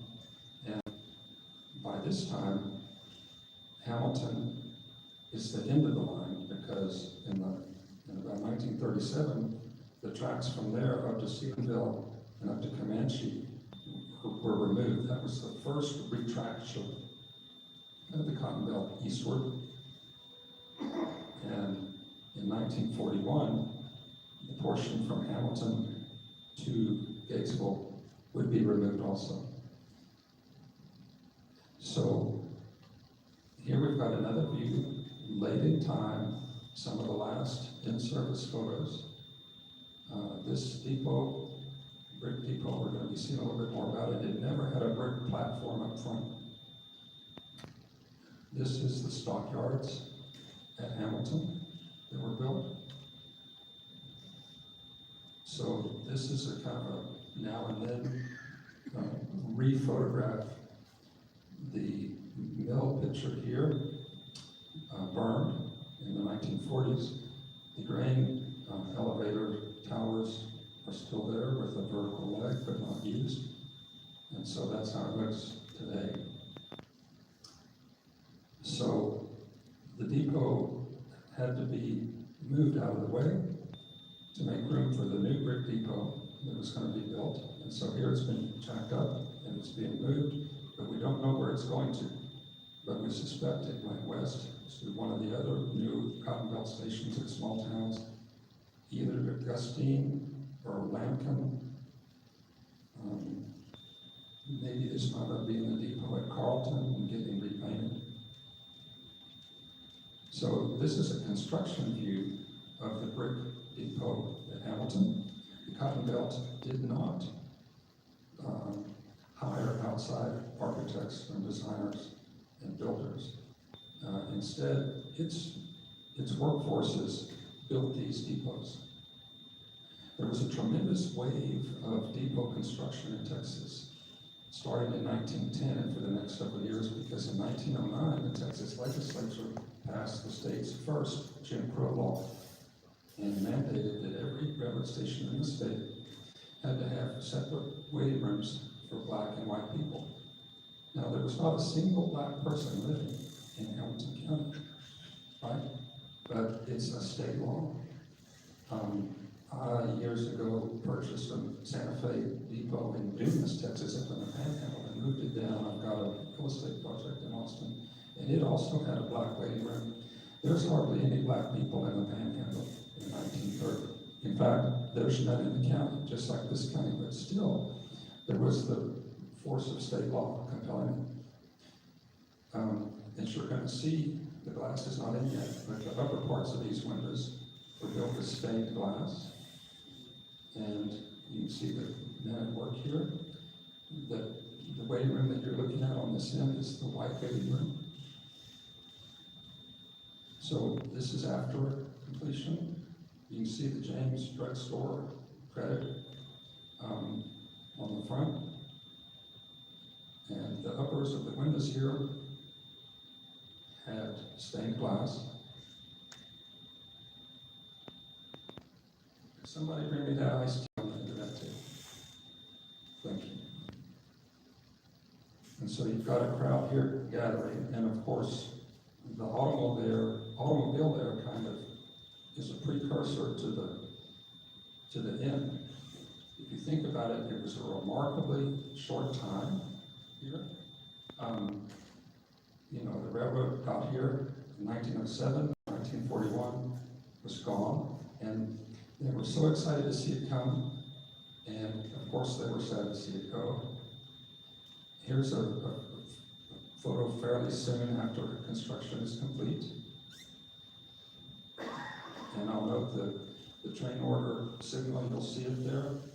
That's the nun type, and for instance, Ken Stavanoa at his Eagle Lake Depot has one of those that he's restored. And in his book that he's got today for sale, that he recently wrote, he's got a full page dedicated to that particular kind of signal and what it was and how it worked. And I would commend that to you. So here's a view from when the structure was new, and the stained glass windows you can see there. So what happened? After the end of service in 1950, a local Chevrolet dealer bought the building, and it became the Chevrolet House. And so it was cocooned in a completely surrounding building on both sides and out this way. And they used it to sell cars. It started in 1950 and running through the early 1980s. R.J. McKay took this photo in 1981. Now, let's see how it looks today from the exact same vantage point. That's how it looks today. It's still cocooned. And that cocoon, ironically, unintentionally, has served like a chrysalis to protect it. and also to keep it in use. And that's, of course, the best way to keep a building alive, is to use it. And the depot here has been re-roofed. So these are pictures I took about 10 years ago. On the left, we're inside of the cocoon, if you will.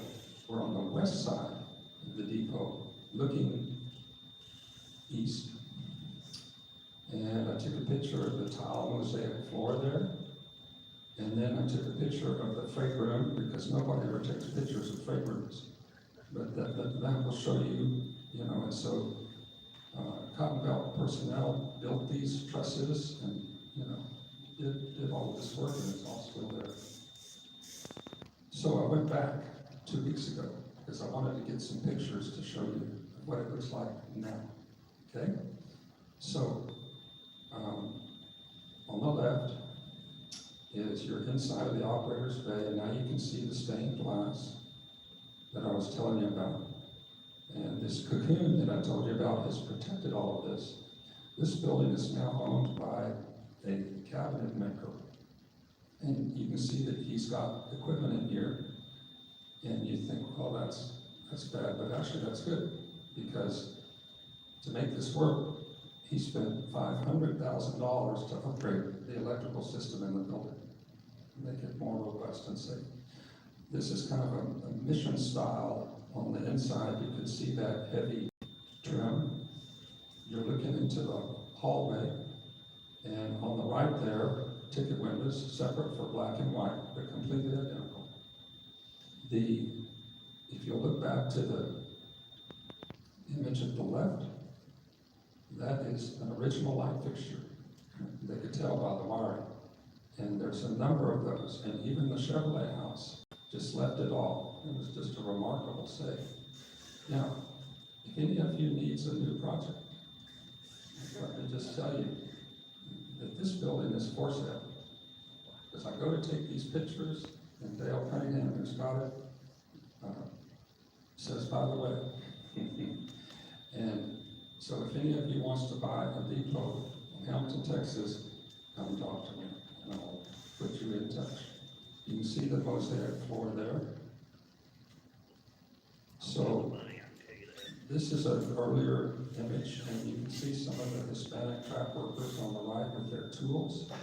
Spurlin is named for John Spurlin. It's north of Hamilton. He was a prominent local merchant. And we've got a visiting excursion train here. This is not regular passenger service. Regular passenger service was handled by a couple of motor cars you're fixing to see a picture of that you just got through hearing about. This is the most famous trestle on the left, trestle number 5, crossing Bear Creek. In later years, and you've got 2 views of it here, one from each side. In later years, they would bring cars along the trestle, dump cars, and dump from either side, dump off rocks and fill, and this would become a huge embankment in order to reduce the fire risk of loss of this. And so it looks now, and it still looks now, even though the tracks are gone, like a huge berm, kind of like an old Roman wall or something. This is a view of Carlton. It's a town towards Comanche.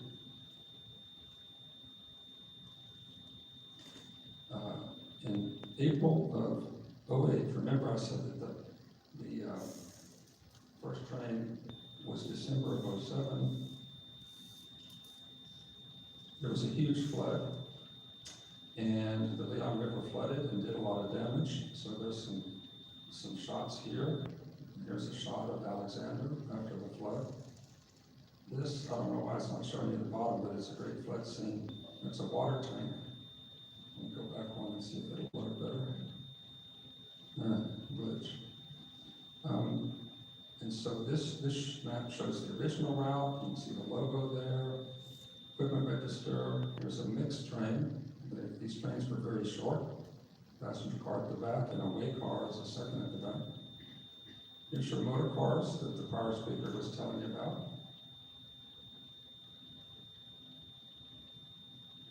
There's some more. Cecil James was a young man at this time and was completely fascinated by machinery. You saw that earlier picture of him in his new automobile. You know, this was such a wonderful thing that it attracted his attention, and he documented it. So up at Stephenville, this is the Fort Worth and Rio Grande depot. You'll see another depot behind it. This is it. And here's what would become the Union Depot. This is tracks being laid into Comanche. This and a number of the other images here in this show came to me courtesy of Ed Cruz in the audience, and also Lester Haynes, but I want to give credit to the person who put together this slideshow, and that was Dennis Hogan, because I'm not tech savvy. So this is the depot at Comanche. So it was an exact copy of the one in Ireland, except it's a mirror image, right? So the bay's on the other side, and you note the bay kind of pooching out like that. This depot is now gone. You can see the none train order signal there that Ken Stevenow talks about. This is how it looks on the Sanborn Insurance map. So this view shows 3 different depots at Comanche. On the left is the new Cotton Belt Depot. Kind of in the middle is the Fort Worth and Rio Grande Depot, New Brick Depot, both of these new because of the Jim Crow laws.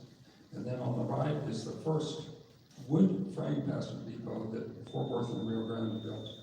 So 3 depots here at one time.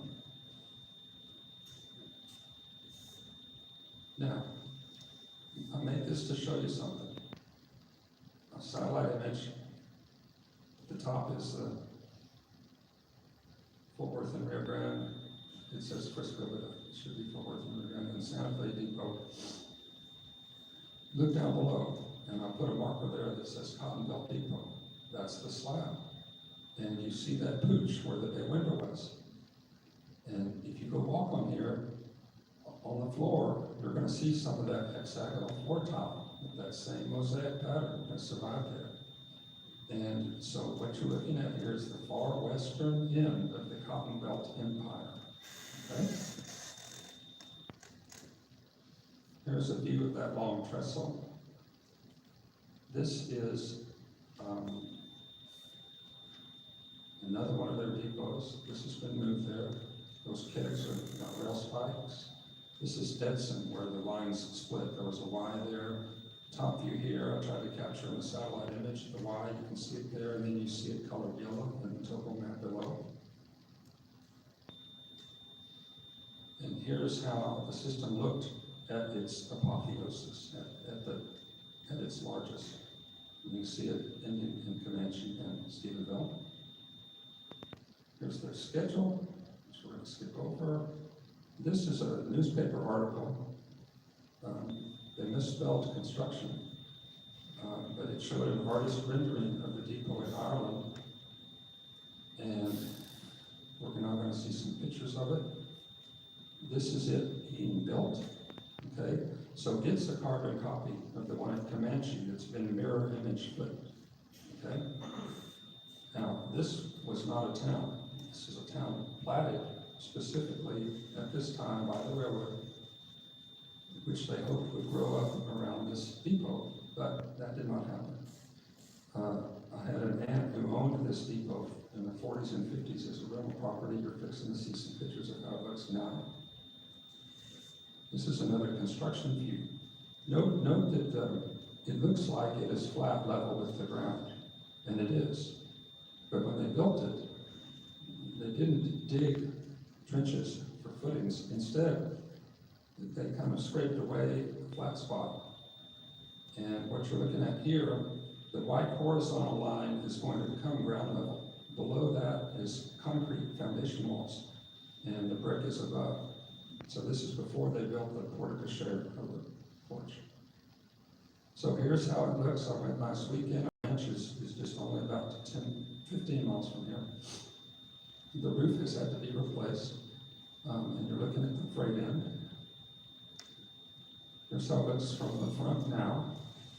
This is, was used as a home for years and it's now vacant, but it is owned by somebody who loves it very much and can quite well afford to do what they wanted to do and fix it up for a weekend home. So I think that it has a bright future. Here's an image I took from the back side with the fade in. And here's another image. You can see the town name, the Portage Share got filled in. This is a culvert that remains. Cotton Belt Depot at Gatesville. Near carbon copy, but not quite, and a brown brick, not a red brick. There was a rail yard on the other side of it, and now it's a Walmart. And there's the historical plaque on the lower left. In February of 2002, Fred Springer drove parts of the line to see what was left of it and took some photographs. And so he took these two at the bottom. The one on the left, you can see one of the old railway cuts. There were discussion, of extending to other towns to the west of all these grandiose plans. Somebody who said there was a lot of chopped bologna in the newspapers, they were right. This is bologna, Here's how it looked in 1933 in the Railway Guide. Toward the end, this is a St. Louis and Southwestern, but it's still a coal-fired locomotive. You can see the coal in the timber. You're looking at the yard on the right. Now, here we have the front page of the Hamilton Herald, September of 1938. The tracks have already been removed from Cedarville and Comanche, and now we're talking about the end. And it's the kind of a headline that usually, well, I'll just tell you from having read this paper a lot, this is the kind of headline that is normally reserved for things like Pearl Harbor bomb today. This shows how much they were tracking it and following it. This is a timeline, I'm gonna skip this. And this is my last slide. I said 30 minutes and I've done 31 minutes, so I'm giving you back 15 minutes. And would be glad to answer any questions.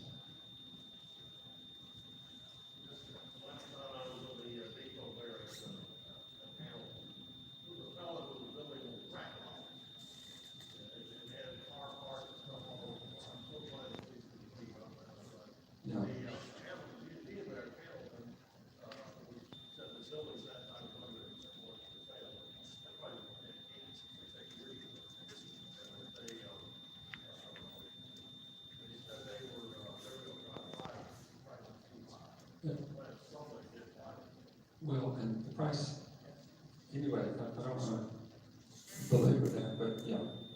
Any other questions? Okay, thanks.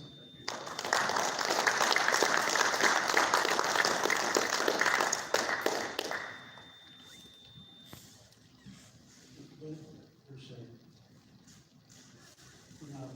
When I saw what his presentation was going to be, partly about, I was thinking, this is kind of one of the perfect presentations for this last symposium, because it's kind of the bookend. Remember this for the first one was Ed was writing his book about Red Stanford, and Red's story essentially started in Hamilton, on that in the early. So now we come full circle back around, and now we're revisiting Hamilton again here. I thought that was an appropriate presentation. I appreciate that. And a lot of people up there put some work in on that. That was good. And I was stunned by some about the photographic technology. I was stunned by the quality of the photographs in that. That was incredibly sharp. I can't take images that sharp now. About when they were taken in the conditions and all that was great work. All right. We'll get to our final presentation here in a second. Couple things I want to mention. It's been on the slide up here. You may have seen it elsewhere. symposium this year dedicated to Don Hollis. Some of you may have known him, or he'd been in the symposium before that. He'd been on panels here and interviewed several times for the things that we were doing with the symposium. And he passed away back late spring, March, obviously. His life was around its own. Oh. Yeah. Dedicated this one to you.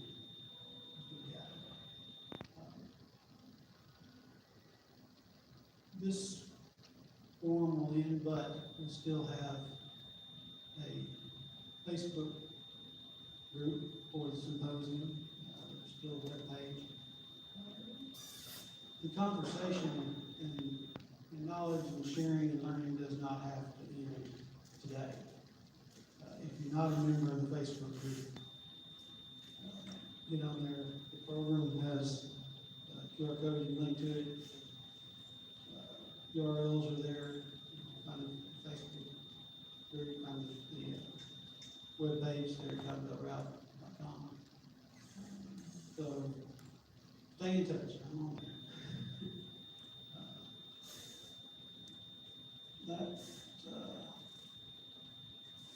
All right, we'll transition and I'll get the next loaded up here. And Ed has, before that, Ed's got little ceremony he wants to conduct here real quick. So I'll end it here. Dr. Wilson.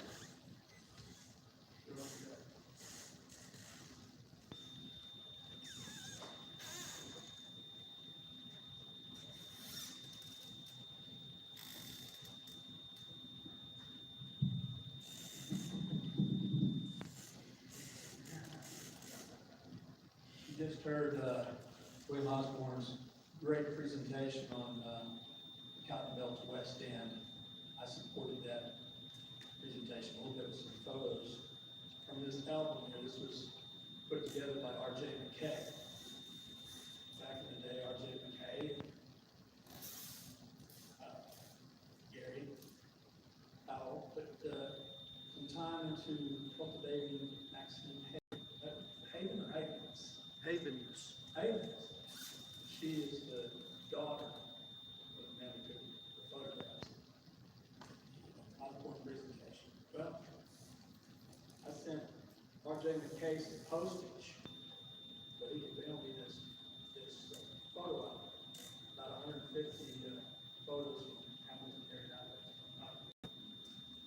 I've had this in Kentucky now for a few years. It doesn't need to be in Kentucky. So, I'm handing it over to Tony Wilson, Tyler Tapp chapter of CDRHS. In your custody now. Now, the photos, there's all kinds of things, some stories going on, quality to the photos. I just want you to have it here in Texas. You can figure out what to do. Gonna be a Tyler.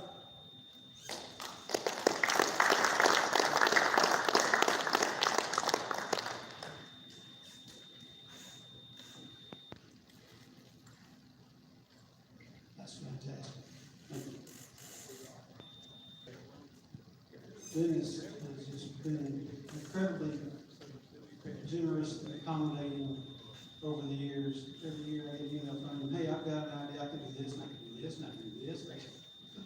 And when the last year, I guess we were talking about doing a presentation, and he's famous for his 10 Texas teasers, part 1, 2, and so forth. And I said, well, this is year 20. Why don't we go big and make it 20 Texas teasers? He goes, ooh, that sounds pretty interesting, but why stop there? So, in true Dennis fashion, we'll see what he's come up with here. But this will be just the last one for the installment of the teasers. It's talking about tribute. This, take a watch. And I'll, let me get you up here.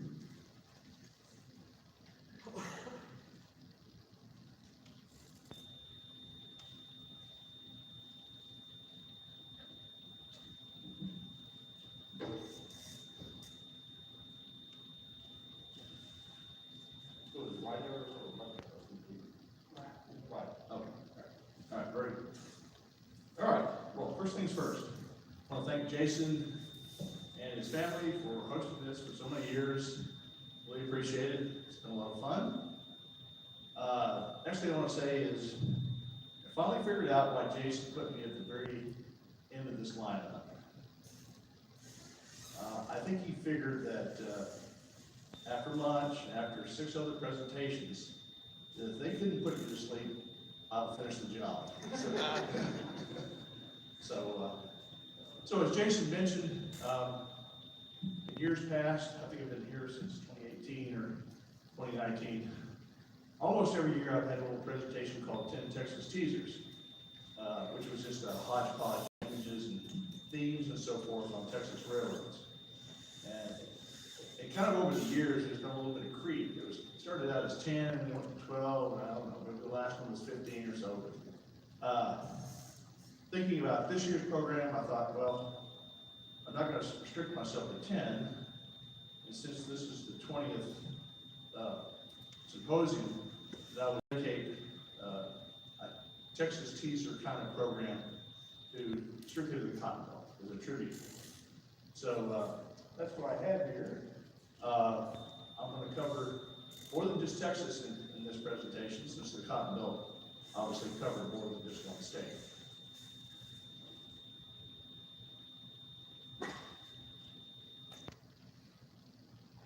All right, so this is the title slide here. On the left, you see this is a piece of artwork done by a commercial artist. I think his name is Burn Hill, who did work, I think, for EMD.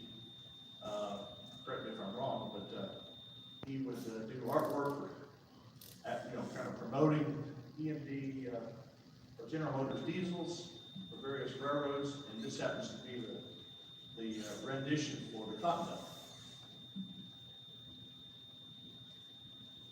And then on the far right is a promotion. I think it's more or less a land promotion,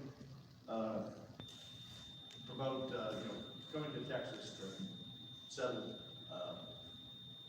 in various areas of the state to serve the Cotton Belt. This thing, by the way, dates from about the 1880s sometime.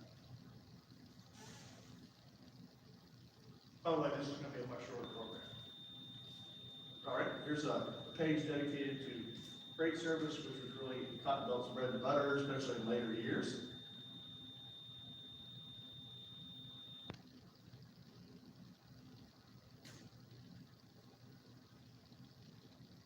Cotton Belt came out with some rather interrelated fictional characters, one of which was Bale O'Cotton. Okay, this is I think this is a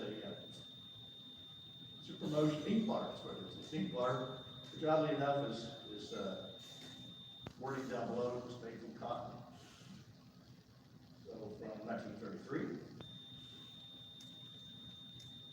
And there's Bale O'Cotton over there on the far left. We'll see one of the other fictional advertising characters that the Cotton Belt had in the network. Tolling Tower in Edmond, Missouri. Not exactly sure where in Missouri that is. Elmo, Sorry? right next to Elmo. Oh, okay, all right, didn't know that, okay. So, you don't see too many too many shots of the coaling tower, at least in this part of the world, but,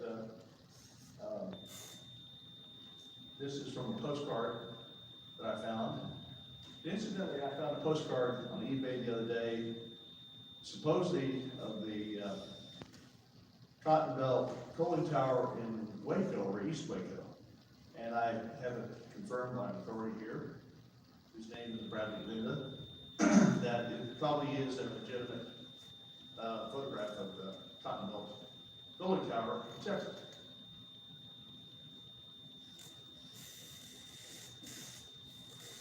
just kind of a potpourri of passenger timetables and advertising.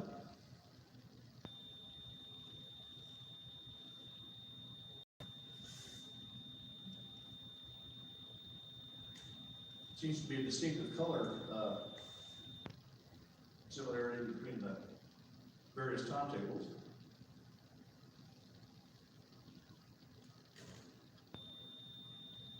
A lot of newspaper ads, late 1800s, early 1900s. Cotton Belt really put out some quite a few ads, very nicely graphic ads that to advertise their passenger service.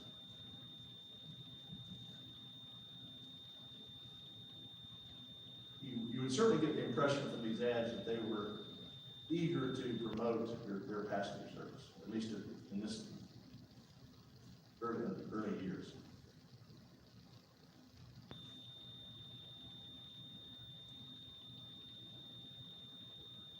So at some point, Cotton Belt developed a station stop, I guess you'd call it a suburban station stop, at Lover's Lane in Dallas. This was taken from a timetable, I think like 1941 or 42, called University Station or University Park. I still remember as a kid going to and from school to home, crossing those tracks. This is really at the tail end of the use of that line before it became a toll road. But that University Park Station was no longer there, but I remember the location quite well.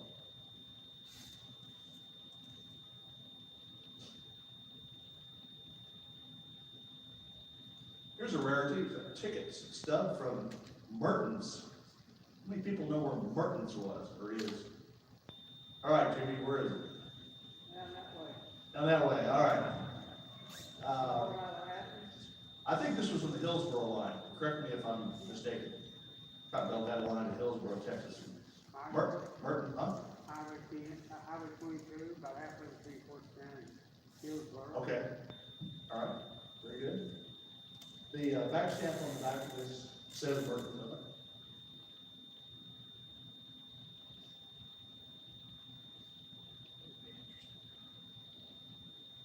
Going away shot of a Cotton Belt passenger train in Arkansas, a place called Greenway.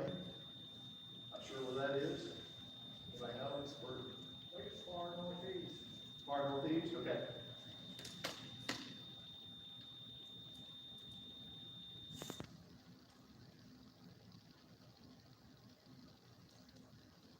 Here's 1888 pass of the St. Louis, Arkansas, and Texas. A rather dapper picture of a conductor over here on the right-hand side. A little bit hard to see with the glare, but I think this hat badge says St. Louis, Arkansas, Texas. And you'll notice the Cotton Belt phrase was in use before the railroad company was named St. Louis, South Texas. Yeah. That's obviously the pre-Jinsaw logo that they use there.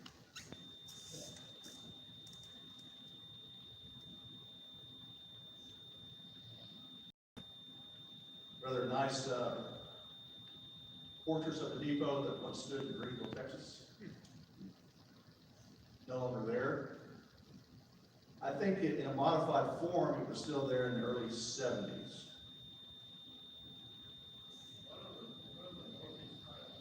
Yeah, I was on the east side of town, yeah. My suspicion is that when Amtrak started, or some folks in northeast Texas started talking about rerouting the Inter-American over the Cotton Belt soon came in and demolished that thing. So I think they were doing a little preemptive destruction there. Do you think that's a Cotton Belt track in the foreground there? Well, this was a Union Station. It was Texas Midland and Cotton Belt both. And I'm guessing, well, I don't really know.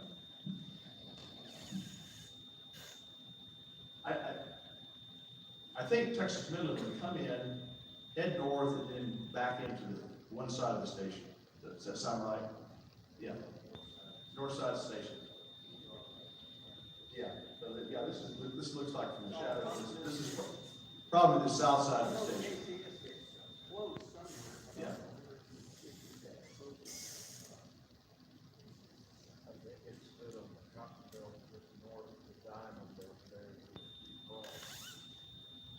Say again. I think this building was just north of the diamond where the Cotton Belt crosses the KCS there on the east side of downtown Greenville. I'm pretty sure it stood on the foundation of that building on the west side of the track as it kind of goes northeast before it crosses whatever that road is to the east side of downtown. Lee Street. North of East.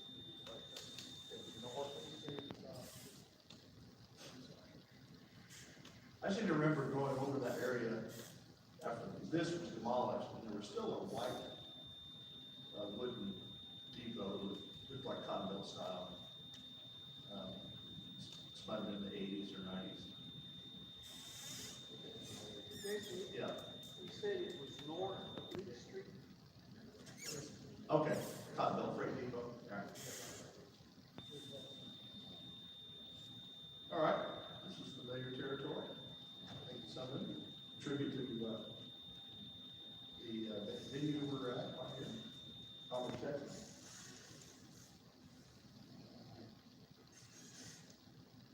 Anybody have any comments about the village then? What about that kind of thin two-story building there on the left-hand side? Anybody can identify what that was? The building that was? Section house?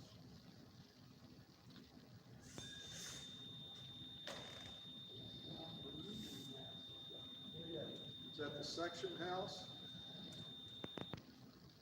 You know, we're good at using the labels correctly on it. Anyway.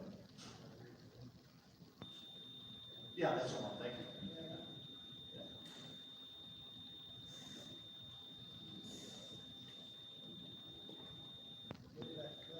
All right, here's the second fictional character that Cotton Belt came up with. Besides Bale O'Cotton, they had Colonel Cotton Belt.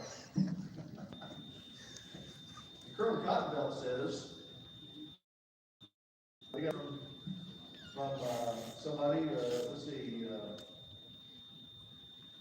from Miss Edith Raines of Waco, showing the, looks like the path thing number 3 at Corsicana Junction. Where was that? Just west of Corsicana, that's where the Hillsborough line came off. Oh, that's where that's where the Hillsborough line split off, and the rest of the line went to, like, okay, all right. So, showing the passenger train. This was taken from the last page in a Cotton Belt employee magazine. Sometimes they would feature vintage photographs. And I saw this one issue and I said, oh, this is interesting. I think I'll get this. Question, what is that standing right in the middle of the photograph? It looks like is that like a tower with a Cotton Belt logo on it? It's not a signal, I know that.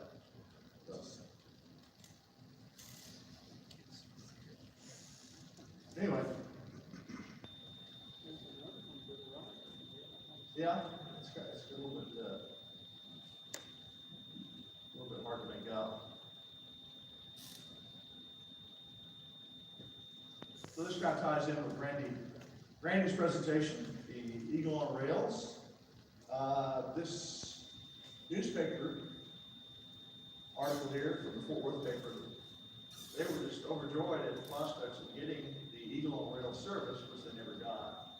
That's probably just as well they didn't get it, because imagine going from Dallas to Jonesboro of this thing all day. But as was pointed out earlier, the average trip was what, 50 miles? So I doubt anybody ever rode this thing all the way from Dallas to Jonesboro.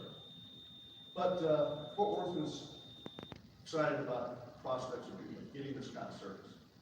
They never did. All right. Shot of a passenger train in Pine Bluff.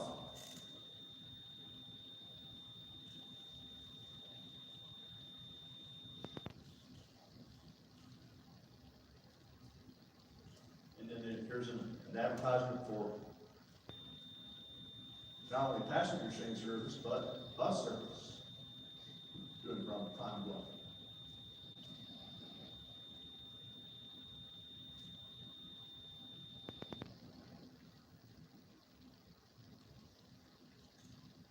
Here's a rarity. This is the, I'm gonna guess this was the second cotton belt depot in Waco.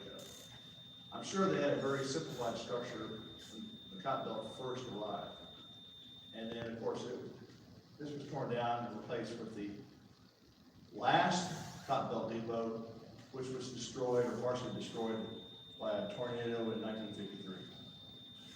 Period newspapers indicate that the first Waco depot burned, Okay, and then I think they built this, and then the last depot was at the other end of this block.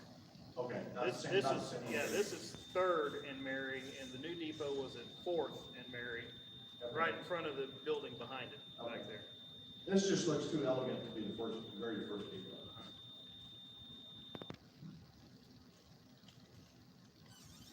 Fort Worth. Originally, the cotton belt came in from the north, on the north side of the Trinity River. You know where the courthouse is today. The Trinity River is just on the north side of that. There's kind of a peninsula there. This is where the cotton belt had its first depot, in that peninsula. I think in modern times there was a power station there. It's probably still the building is still there. Okay, but it's been long out of use. So that's roughly where these two depots. One of the kind of in the front, I think, is the freight boat's got, and then the one set back a little bit is the paddock depot. Very good. And eventually, of course, they moved across the river, and at one time they were in the TB depot, and then later on they moved to the Gulf Colorado Santa Fe depot, joined with the SP. And I think that's where the final passenger service was in mid-30s.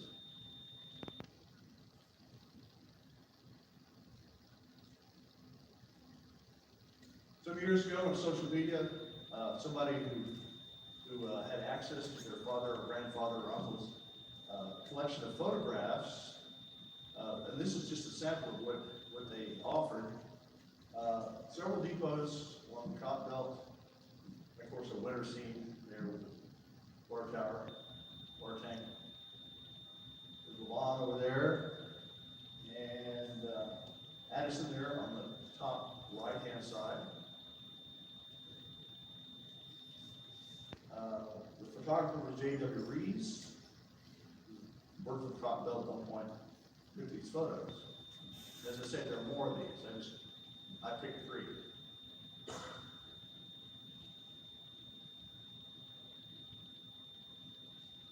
Earlier we had a discussion, who was it? It was Larry, wasn't it?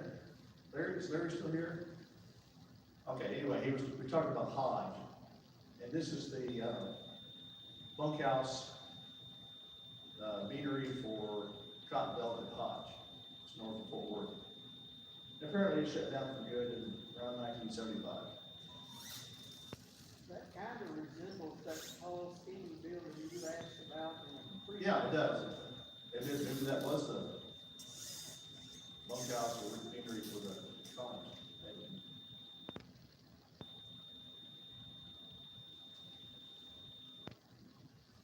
There's an article that goes along with this, which I didn't copy. But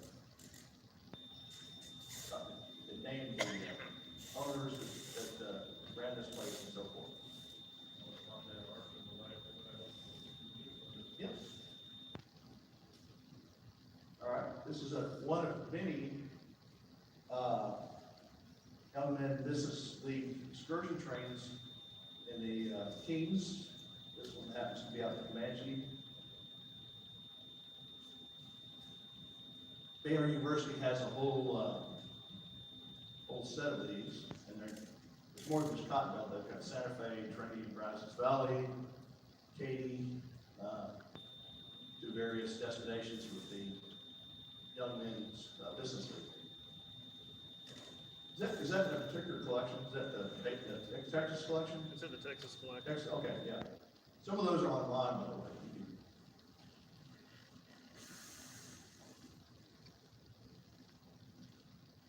So, Cottonville was very interested in promoting agriculture on its lines. It have a booth at various expositions, county fairs. It had an agricultural exhibit car, shown there on the left. And somewhere in East Texas, they had an experimental farm that they fostered.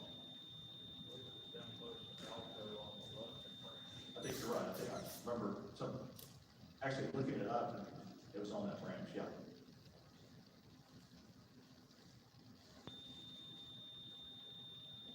A couple of buildings that Cottonville had. On the left, we have the hospital, Cottonville Hospital, and then over there.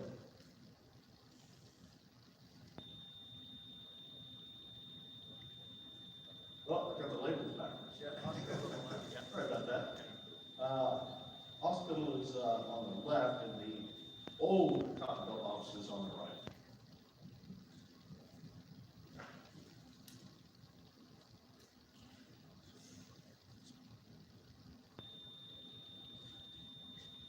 Believe it or not, at one time, our state capital tried to entice the Cottonville to come build to Austin in 1887. So all sorts of money was thrown at it, apparently, from various towns along the way. I think the consideration was to build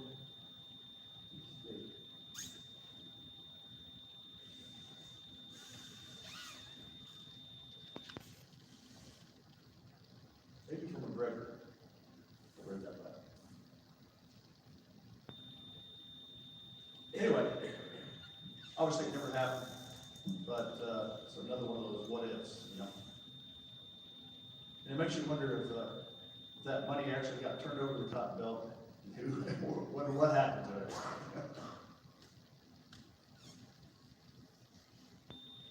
Even Salado wanted to get on the new line if it was ever built. All right, so kind of going further afield here outside Texas. It's rare to see anything in the Cotton Belt in Louisiana. There's a depot of Plain Dealing.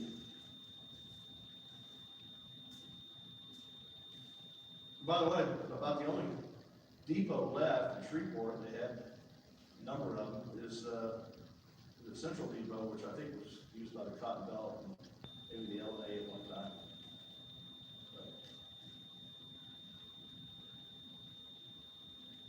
North Little Rock, depot that once stood there. Yeah, pronounced with a hard G or soft G, Argenta or Argenta? Argenta, okay, all right, thank you.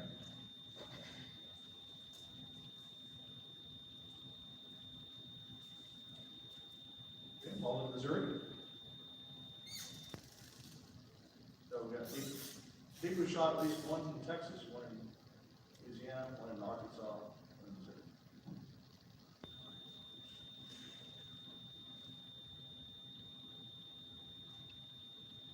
Cotton Belt got into a little bit of political controversy at one point. I think this is from a Louisiana paper.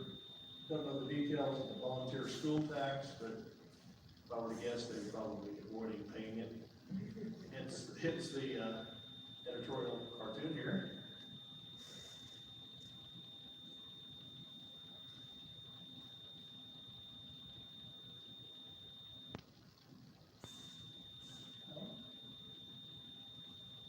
about service in Dallas?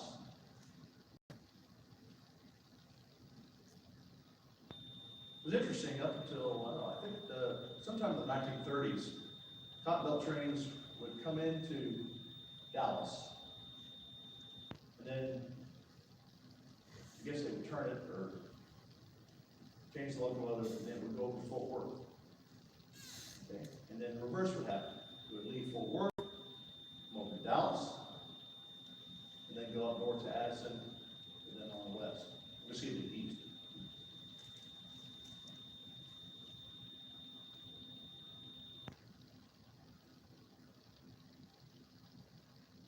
Okay, somebody mentioned earlier, I think, about the Cotton Belt Depot in Dallas. Well, this is it.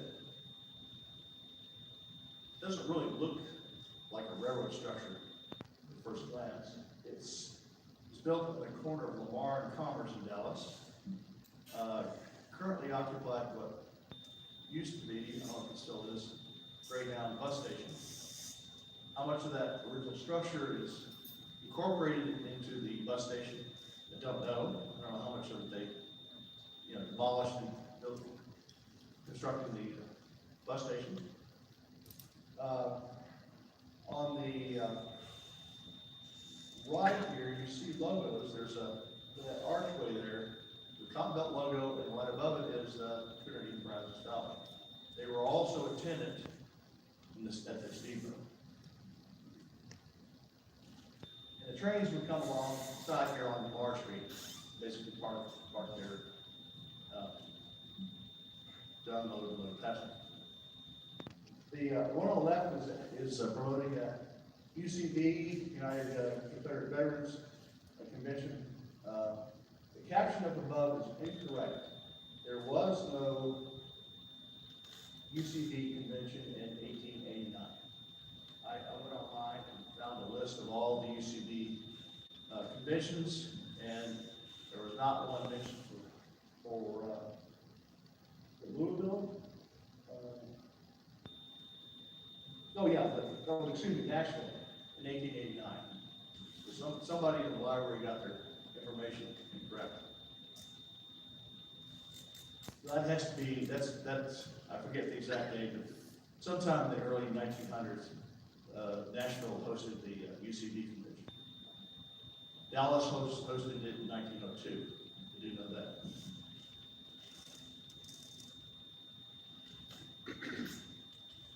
All right, this is from a odd-looking promotion. It actually looks like a nut or a walnut. It opens up, it's hinged. And inside here, it shows a photograph of what was really the Santa Fe station, pre-Union Terminal. But that station, excuse me, that building hosted, in addition to Santa Fe, it hosted Rock Island, Frisco, and for a while, it hosted cotton belt trains, until they built their own depot, which I showed you in a previous slide. So, I think sometime in the late 1890s, they can correct me on this, Cotton Belt and Santa Fe came to an agreement whereby Cotton Belt trains would come as far as Wiley, and then get on Santa Fe tracks, come into Dallas, and of course, use this depot. Then in 1903, they finally built their own line from Addison down to Dallas. And after that, the Cotton Belt didn't use that Santa Fe line from Wiley. And incidentally, I'm talking about trackers rights and stuff. Some folks don't know this. Santa Fe had trackers rights over the Cotton Belt from Wolf City to Sherman. Okay? That depot in Sherman, that Brick Depot or Stone Depot, would have had Santa Fe mixed trains stop there. It's not only used by the Cotton Belt. And then Cotton Belt also Santa Fe got caught with trackers rights from McGregor to Waco. There were Santa Fe mixed trains that came into Waco. Up until what, 31? 30 or 31? Yeah, somewhere in the early thirties. Now you know.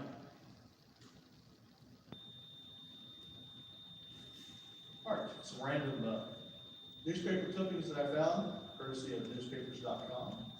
One on the left has at least 2 misspellings of Carrollton on it. It's not Carrot Town, or maybe it was, I don't know. What's up, Doc? And then Carrollton with 1 L instead of 2. Okay? So newspaper editing wasn't necessarily a refined art years ago. So it talks about basically a July 4th. Pardon? Typesetter full of bad people. And it was July the 4th, they were celebrating. I know, they did a little too much, yeah. So it was a picnic train basically from Fort Worth to Carrollton on July 4th, 1893. And then we dump you off at some pavilion at Rosedale, go dancing. And then, surprise, surprise, did you know the LM bought the Cotton Belt? I don't think they really did. I think that was a rumor or maybe proposed, but of course it never happened. Actually, if you read these newspapers, you'll find out that there were all sorts of deals going on back in the day. I mean, railroads requiring other railroads that never happened, but anything to make the news, you get printed.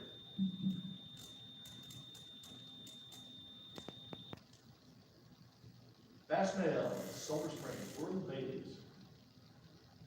I think in front of the depot there, if you look close enough, you'll see that Jimmy Barlow dusting off coal cinders. That's Nathan Bailey. Pardon? That's Nathan Bailey. Oh, there's a Nathan? Okay, sorry. I think, let's see, I think in the early 1900s, there was a several-week competition between the Iron Mountain and IGN versus the Cotton Belt, the Katy for a mail contract.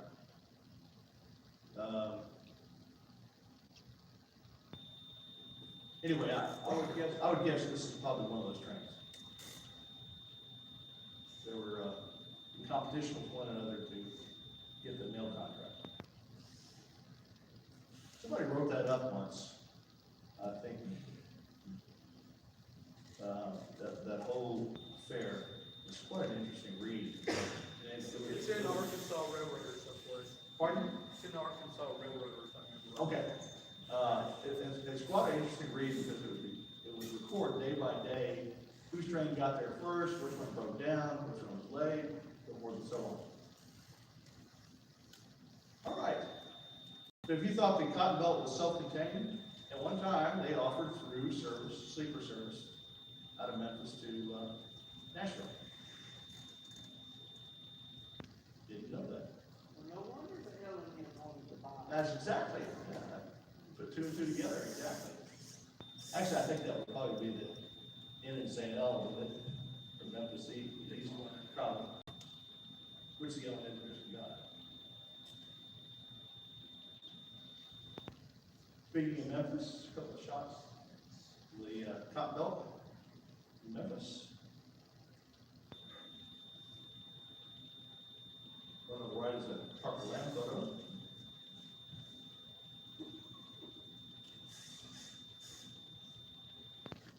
This is interesting. This is probably the one piece of historical information that I've kind of expanded on. Josephine, Texas. You know where that is? That's between here. It's between Greenville and Wyoming. Yeah. Well, at one time, they had pits called black gumbo, burnt gumbo pits. And what they would do, dig these pits, throw in some cheap coal. They would take blackland soil, throw that in, maybe one other ingredient. Let it cook for a while, and it would turn the soil from black, clumpy clay into a brittle red material called burnt gumbo. And several railroads used that as ballast. Now, why they couldn't find gravel pits, back then, I don't understand why they didn't use gravel back then. But they would,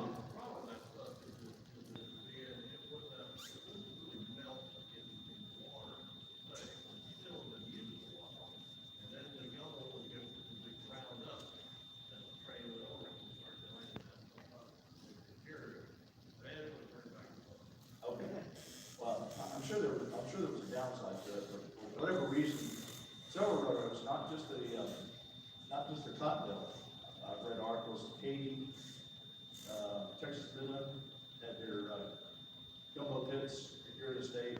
Probably worked pretty well that far back when we put the gravel. Okay, I think that's a good point. And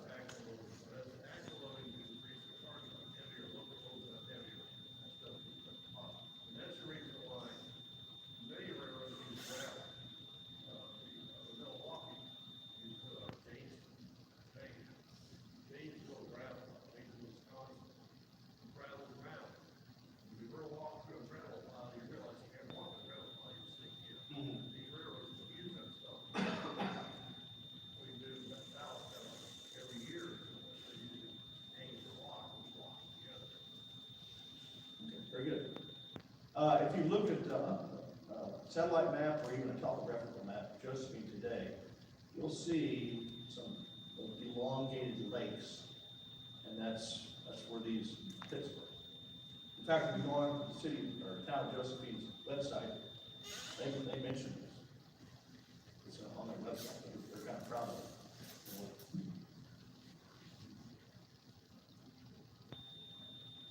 All right, some of you probably aware that when Continental phased out steam, they sold or leased their locomotives to the Southern Pacific. A lot of them went to the West Coast, but not all of them. And here's a photo of one of the 4 on the Golden State Route. Little passenger train.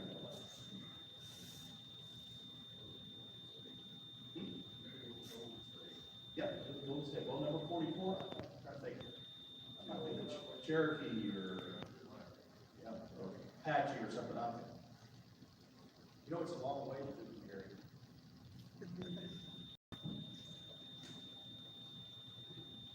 Texarkana, I thought this was interesting as well. So, try to use your magic pointer here. Okay, you see the freight cars on the kind of left side. There's looks like a 2 or 3 story building if you follow the freight cars. Right there, okay. So that was the Continental Freight Depot. Okay, if you were to continue down that track, you can't really see it. It was a passenger depot. Continental passenger depot. This is before they went into Union Station. If you were to go back this way, a few tracks over, KCS technology. And then you can.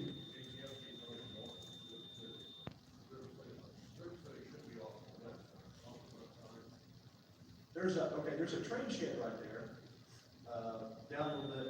It's kind of elongated structure. That taller structure behind the train shed is the Union Station at that time. Not the one that's here today.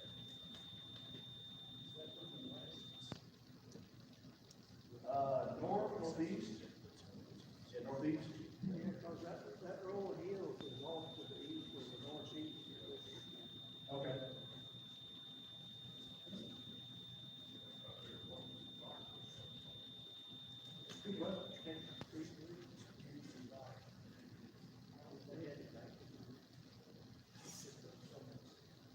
Okay. So, those of you who are of a certain age will remember, the Lucky Strike that had we run the Python switch. Okay, so applied to the Continental switch route. I think this was taken in Texarkana. Seem to remember seeing a postcard of that switch engine in another picture or something. It was documented with Texarkana.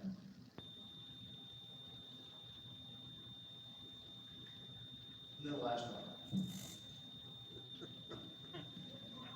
All right. I figured this was an appropriate way to end the whole program. So, all right, thank you very much.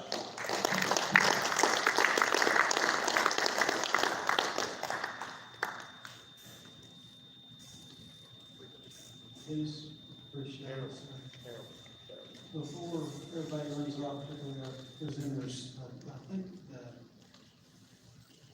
suggested that we take a photograph of all the presenters at the conference.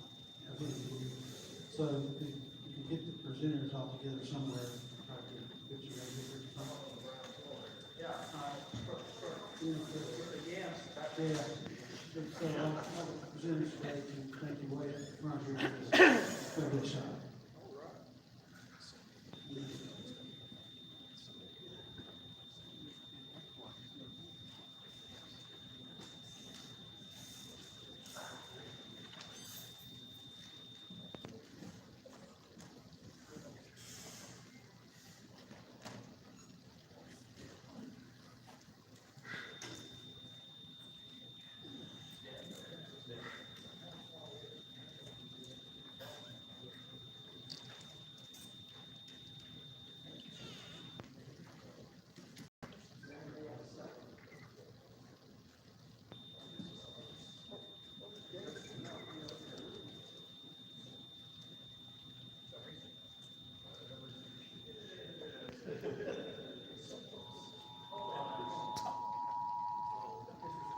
oh, there he is. I knew it was missing link. It was a missing link to show up.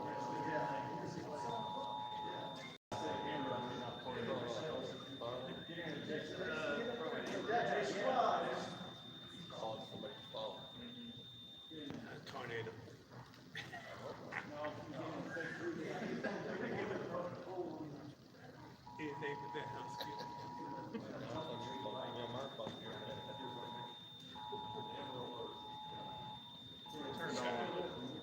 San Antonio, we're not that close. Amber alert. Yeah.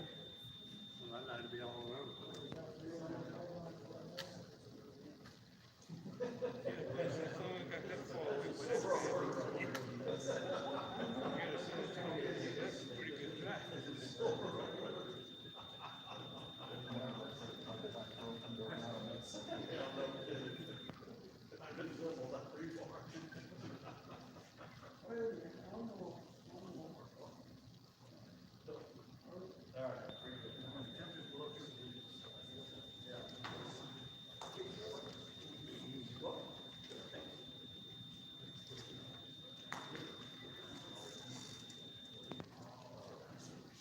It's been a fun ride.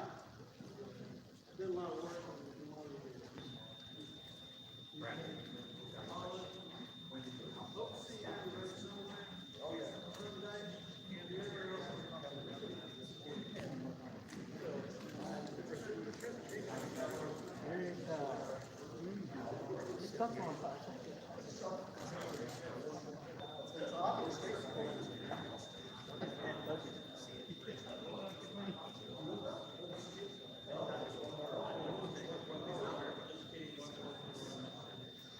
Yes, for posterity here. Do you remember the first symposium, Gary? You weren't there. What's that? You remember the first